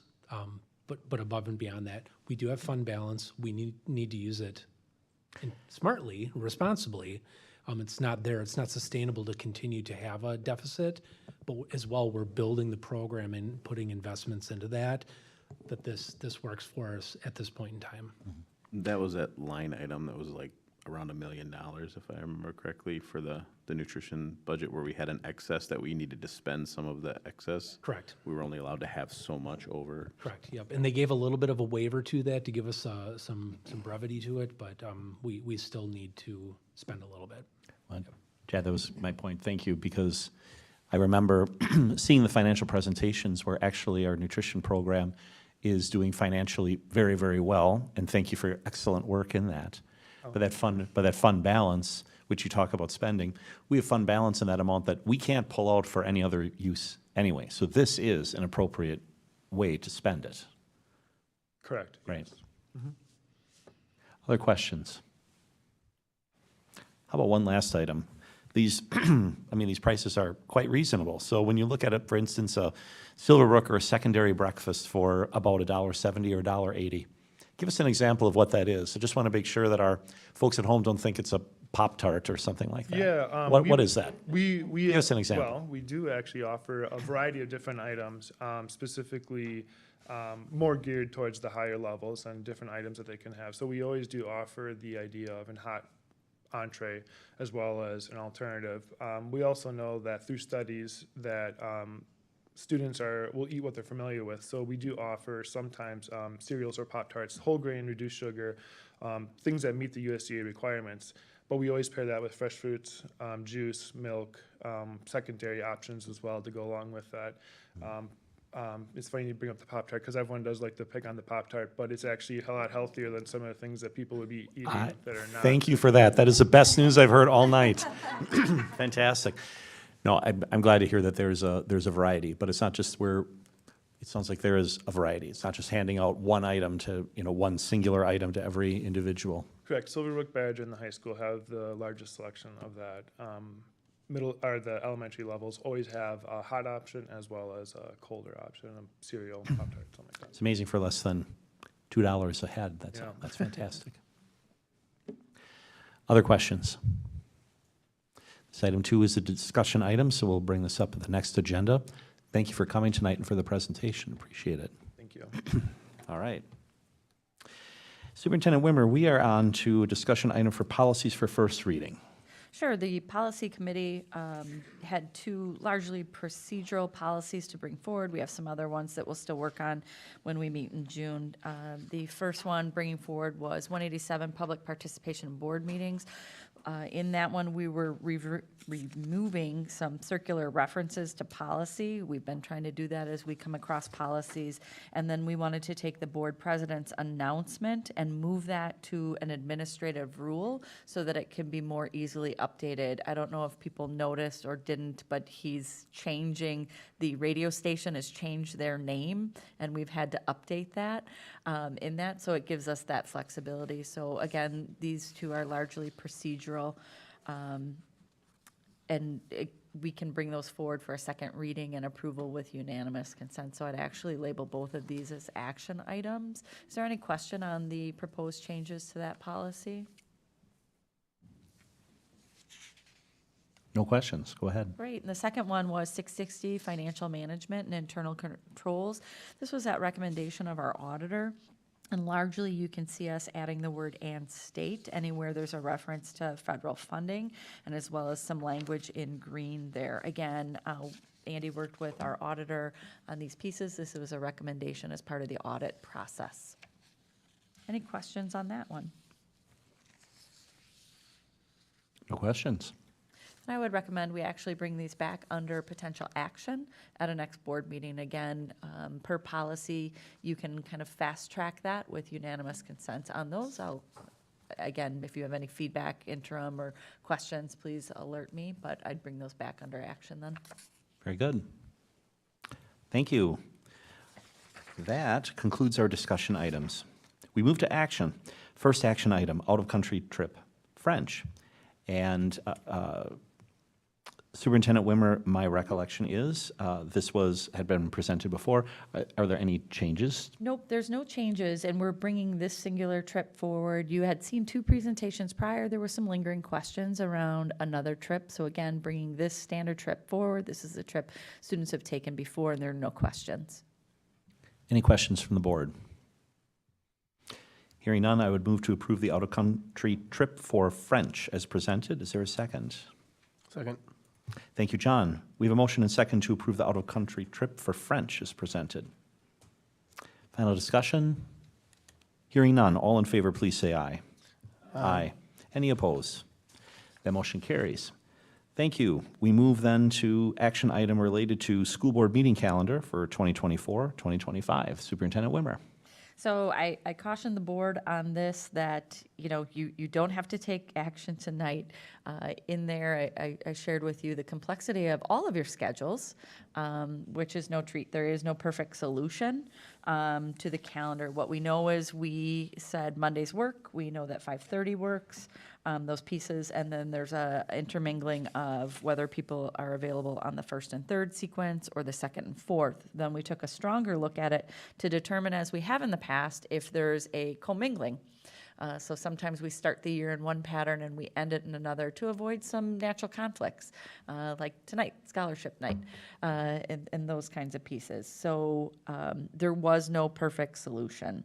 A second and fourth pattern creates 3 conflicts that need to be remediated. A first and third creates a conflict in September that would need to be remediated. We could do a commingling of those 2 calendars to be in attention to board availability. So I really turn that over to the board. We can go month by month. We can proceed however. We can take a stronger look, but there was no perfect solution here. So it sounds like the first option, which was first and third Monday, generated the least conflicts? Correct. There was a singular conflict in September that we would just shift that to the second and fourth. That would allow for an annual meeting September 23rd. We wait until we're back in session. The second and fourth creates 3 conflicts under 3 breaks: December, the March spring break, as well as May for Memorial Day. So board members, I'd say this is the time not to be bashful, because I know some preferred one, some preferred the other. If we went with first and third, is that workable for the folks who preferred the other option? Just want to be sure if we can kind of narrow that down a bit. Courtesy, we're reaching for your microphone, so I'm going to turn it right over to you. Chad, go ahead. I would advocate for the first and third. I know there's no perfect solution for that, but it's a lesser amount of inherent conflicts, and again, just personally for my schedule, that works out significantly better. That's all. Otherwise, I have no issues with the dates. Other comments, other thoughts? Just for my benefit, what has a mixed schedule looked like in the past? So in the beginning of the year, we run one pattern. In the second half, we run the other pattern. So largely, we switch over December so that January on to June follows the alternate pattern. And it was, again, just to pick up and remediate conflicts. And we went, instead of kind of a month by month, it went kind of, here's our first pattern, here's our second for consistency. But again, if we want to go by month, I think if we just need to make sure and declare it and publish it and make sure that people understand where to find that information regarding board meetings. Because correct me if I'm wrong, not that we desire this. We could set any calendar we wanted. Wednesdays this month, Thursdays that month, first, whatever. But the benefit is the idea of, generally speaking, the first and the third or the second and the fourth helps others who need, beyond the board, who need to participate in these meetings as well. But nonetheless, there are holidays, like for instance in September. So if we went first and third Monday, that's going to fall on a holiday. And correct me if I'm wrong, also generally speaking, we try to have 2 meetings a month. Right, due to structure where we have limited committees, those pieces, we actually do 2 meetings a month, one serving as our committee of the whole, where you can hear, the full board can hear information, just as we were walking through resource adoption, really critical conversations with the full board as a discussion item before asking for action on it. So that's our structure. Either way, I should just declare, and Superintendent Wimmer, I think I had shared this with you, that in either session, the annual meeting, which is not technically a meeting of the board, takes place on the 23rd of September. And this year, I have out-of-country travel, so I will not be here on the 23rd. And I'm not saying we need to move that meeting at all, but I'm just mentioning that just for the other board members' sake. Mm-hmm. So, board members, how do we feel? We don't have to adopt this tonight. If we want some additional discussion or additional thought, we can talk about that. Any strong thoughts? If we went with the first set, which is the first and third schedule. John? I guess my thought is it's beneficial to have more of us here than lose somebody because of conflicts. And I would say if it seems like Dr. Temez and Chris might have conflicting schedules, maybe we can run a scenario of split or mixed schedules between that work for them. I think all of us, we can kind of fit it seems like, the rest of us. So So the but thought is other maybe- obligations might oppose their two schedules. So that is maybe go back and see if there's kind of a hybrid where we can kind of Yeah. minimize those conflicts. Just to at least maximize everyone here. Statement? Split the difference between the conflicting calendars, if you will, because again, there's some availability.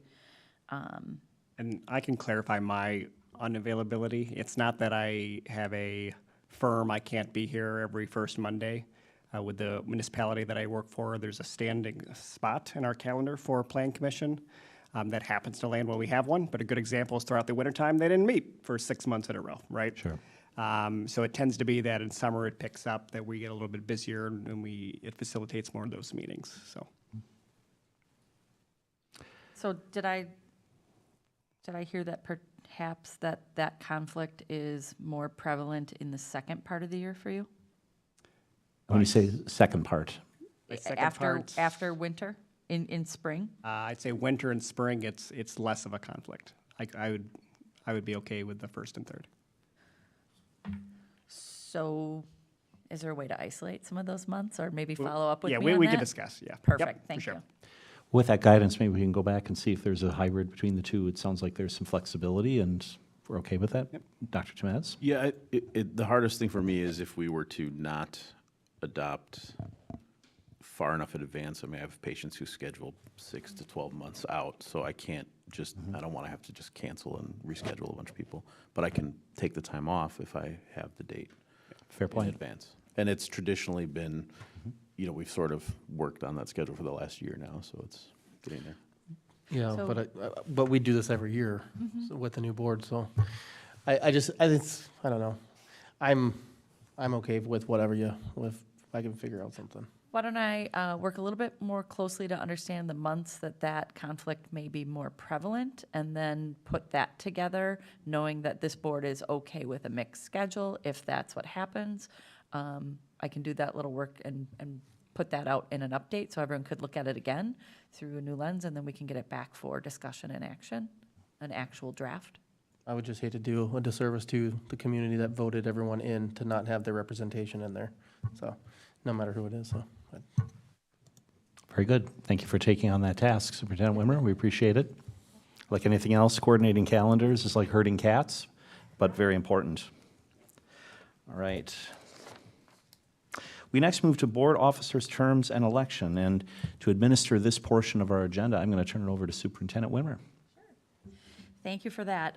So as part of board reorganization, we need to nominate our officers for those roles. We had a preliminary discussion, so I'm going to take each one at a time. Again, this is a mixed opportunity. We can do voice vote. Anything that's contested, I'm ready with ballots for that procedure as well. So we had discussed previously the role of president. Chris Weigert expressed interest in continuing in that role. He was certainly open to anyone else who would express interest. At the time, there was no one. Is there a nomination for Mr. Swigert? I'll nominate Mr. Zweigert for president. And then, Mr. Swigert, do you accept that nomination? I accept the nomination. And is there anyone else who would care to nominate an individual or nominate themselves? Hearing none, I think everyone would be comfortable with a voice vote. So I have a nomination, a second, and an acceptance. All those in favor of Mr. Swigert continuing as president, please say aye. Aye. Aye. Any opposed? Thank you. The role of president is fulfilled. In the role of vice president, we had a couple individuals express interest. Both Kelly Lang expressed interest at our last discussion to continue in the role, and then Mr. Donaldson reached out with interest in the vice president position. Both of you still interested in that? Okay. Are there any nominations? And I again, would- you can self-nominate too. Just a I would like reminder. to nominate both Kelly and John. Okay. So that they I would can- second both nominations. Great. And again, confirming the two of you accept those nominations. Great, and I will pass out. I would ask, just for the record, even though I don't have two Chris's running against each other tonight, just because we keep all of these pieces, can you make sure and do first and last name? Sounds weird, but please do that. And Superintendent Wimmer, as the ballots are collected and tallied, you can talk about, when you're back, talk about that process, if we'll have someone witness them? Yes, I do. Fantastic. So, I steal Melanie as clerk. So our two candidates would be Kelly Lang and John Donaldson. Great.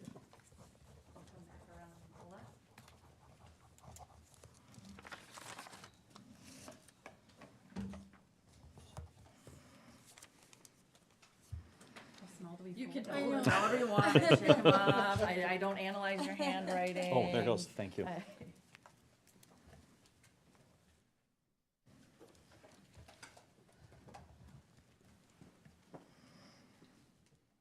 gonna stand right by Melanie.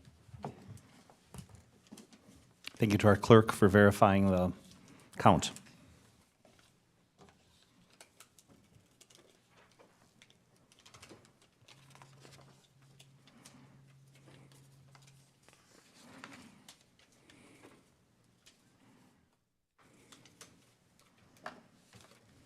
Or a tie, folks. We have Kelly Lang. Again, a very close race, but you can confirm 1, 2, 3, 4 for Kelly, and 3 for John. Very good. Thank you to both candidates for running. I'll register Kelly as Vice President. Thank you for that. The next role is, oh, sorry, I just want to put in the record 4-3 vote. Kelly is, again, that just to so state it. Treasurer, we had 2 people express interest in becoming. Oh, sorry, clerk would be next. I had clerk next. Would you like me to? So for clerk. I'll nominate Melanie Those are for the clerk. easy, uncontested ones. Thank you. All right, so we have a nomination by Chad, and we have a second by Chris Jenkins for Melanie for clerk. Melanie, do you accept that nomination? Were there anyone else? Again, no one expressed in the interim, but you certainly could now, too. Hearing none. Everyone in favor of Melanie continuing as clerk, say aye. Aye. Anyone opposed? Melanie would continue as clerk. Thank you, Melanie. And keep helping me count votes. Thank you. Treasurer, the position of treasurer was vacated by Kurt Rebholz, who's probably enjoying a Monday off tonight. And again, we had 2 people express interest, June Kruger as well as Chris Jenkins, in that role. Are you still interested in that role, the 2 of you? Okay, great. Is there a nomination for either candidate? I'll nominate Chris Jenkins. And I'll nominate June. I'll second both. Thank you. Great. We have 2 candidates for treasurer. I'm going to switch over to a different color ballot. Those will be in yellow. I would ask everyone, again, despite this not being a name conflict, for the record, just please. Last name. You have 2 candidates for treasurer that you're considering, both June Kruger as well as Chris Jenkins.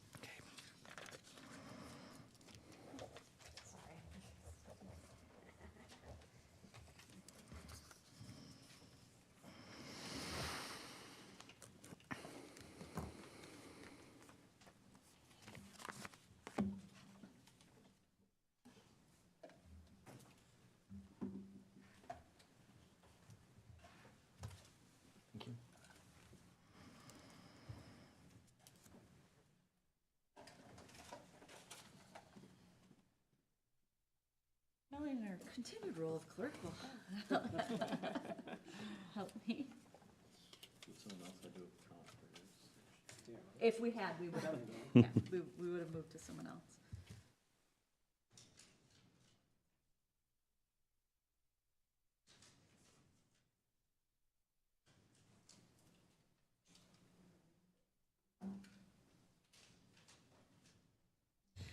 Oops, another close vote. We Yes? have, another confirmed vote. We have 4 votes for June Kruger, 3 votes for Chris Jenkins. June would. Thank you. Okay.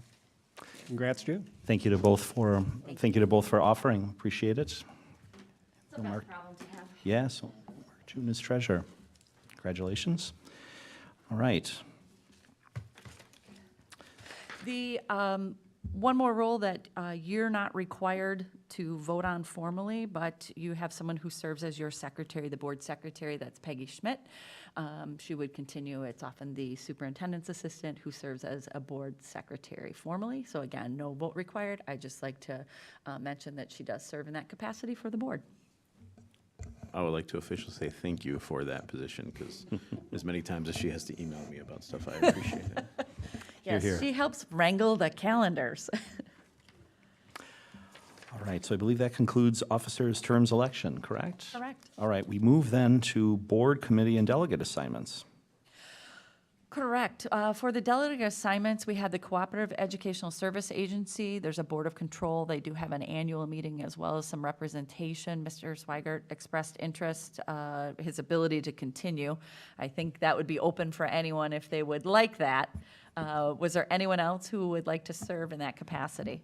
I think in lieu of not having to be treasurer now, actually, I would be happy to take that responsibility off your shoulders. Gives you one less thing to worry about. No, that would be fine. Great. I would agree. Thank you. No problem. Did And I anyone do- want to arm wrestle that one? And I don't say that because, wow, I think this is great that I get out of the assignment. You know, it is good, but I appreciate that. I think that would be a great way for involvement. Thank you for offering. No problem. It's actually nice because it's made up of multiple board members from it, so it's a really nice networking opportunity, and we appreciate the representation.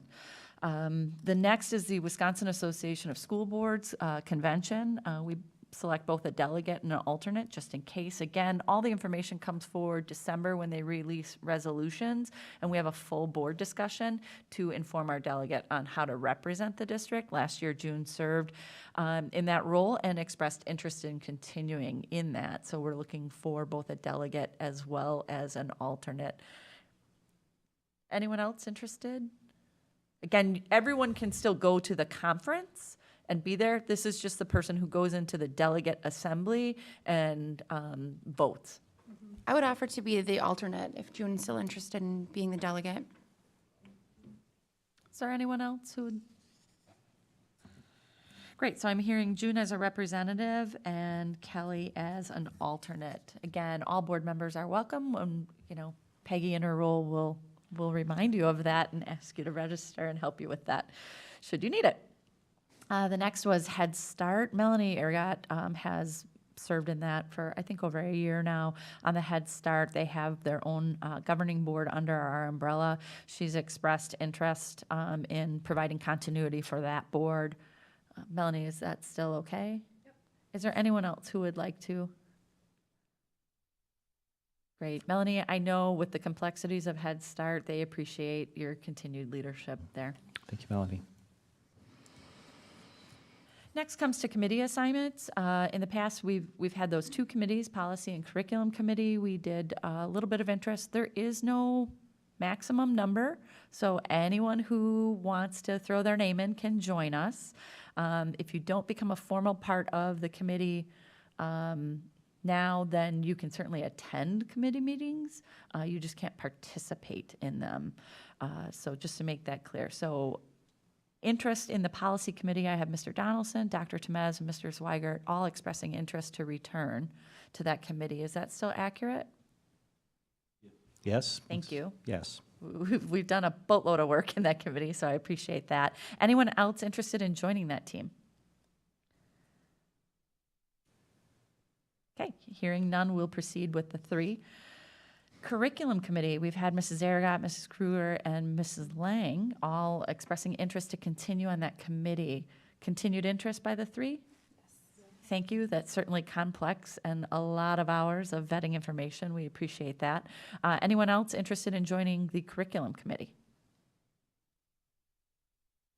Then we'll continue with those three. So I help with the Policy Committee. Dr. Trueblood helps with Curriculum Committee. We'll connect with our continuing members just to make sure schedules going forward align and get those out. And then not formal, but we do like to declare who is going to be at graduation. We need to get those things off to programs. I did have some volunteers for graduations. For East High School, I had both Mrs. Kruger and Ms. Lang volunteer, and West High School, which is the later ceremony, Mr. Donaldson, and again, Mrs. Lang. Is there anyone else who would like to join those? I actually had just reached out to Jen today, but Kelly, if you didn't want to do both, I would jump in on the second one, unless you wanted to do it. I just want to throw it out there so you don't have to. Can I think about that? Yep, sure. Have interest in both, so Yeah, okay. Perfect. gladly give you one of them. This is one of those where there's no limits. I was just gonna say, is there room Melanie, for if you'd 3? like to just pick one then too and join, that's absolutely great as well. So, and you can get back to me, if you just get back to me by the end of the week for that, that's not a formal piece, it's just making sure. So again, if there's any interest, anyone, and you know, it's one of those where we make sure you get a nice parking spot, we get you in and out for your ceremony. So your time is largely spent on stage in support of the program. So if you just let me know, we just make sure to have minimally a couple board members at each one. But if we formalize that by the end of the week, that's plenty of time to get the information for print. So thank you for having an abundance of people to be part of that. I appreciate that. That's all. So I think technically we require action on the board committee and delegate assignments. So I'm going to try to do my best since we've made some changes. So I would move to approve the board committee and delegate assignments as follows. So for the CISA Board of Controls, that would be Chris Jenkins. For the WASB Convention, June Kruger as delegate, Kelly Lang as alternate. Correct? Head Start Board, Melanie Ergot. Correct. Committees, Policy Committee, Mr. Donaldson, Dr. Temez, Mr. Swigert. Curriculum Committee, Mrs. Ergot, Mrs. Krieger, and Mrs. Lang. Correct. I think those are the ones that require formal action. So that would be my motion. Is there a second? Seconded. Thank you, Dr. Temez. We have a motion and second to approve the board committee and delegate assignments as I presented them. Any questions? Hearing none, all in favor, please say aye. Aye. Aye. Any opposed? Thank you. That motion carries. And thanks to everyone for serving on the various committees and various roles and ways. This is how our board gets our work done, and we appreciate all the time and effort and energy. All right. We move to future agenda items in the board meeting calendar. So we have several meetings on the calendar. May 20th, a regular board meeting, 5:30 p.m. here at the Education Service Center. And then May 21, Curriculum Committee meeting, 4:30 p.m. Education Service Center. Then we have regular board meetings scheduled for June 3 and June 17, both 5:30 p.m., both at the Education Service Center. I'll just pause there. Are there any that I've missed?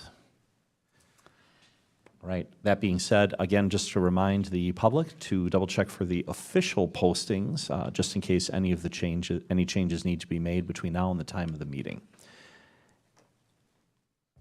Any other items then for follow-up and communication? I see none. So we've reached the end of our planned agenda. We do have an item that is appropriate to discuss in executive session. So I move to adjourn into executive session pursuant to Wisconsin Statute 19.851C to consider employment, promotion, compensation, or performance evaluation data of any public employee over which the governmental body has jurisdiction or exercises responsibility, and take any such action if necessary based on its discussion, namely compensation. Is there a second? Second.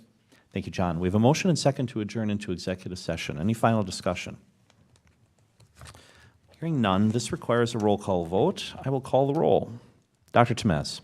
Yes. Mr. Swigert votes yes. Mr. Donaldson? Yes. Ms. Lang? Yes. Mr. Jenkins? Yes. Ms. Ergot? Yes. And Ms. Krieger? Yes. Excellent. That is a unanimous voice vote. We are adjourned into executive session. Thank you to everyone for coming tonight.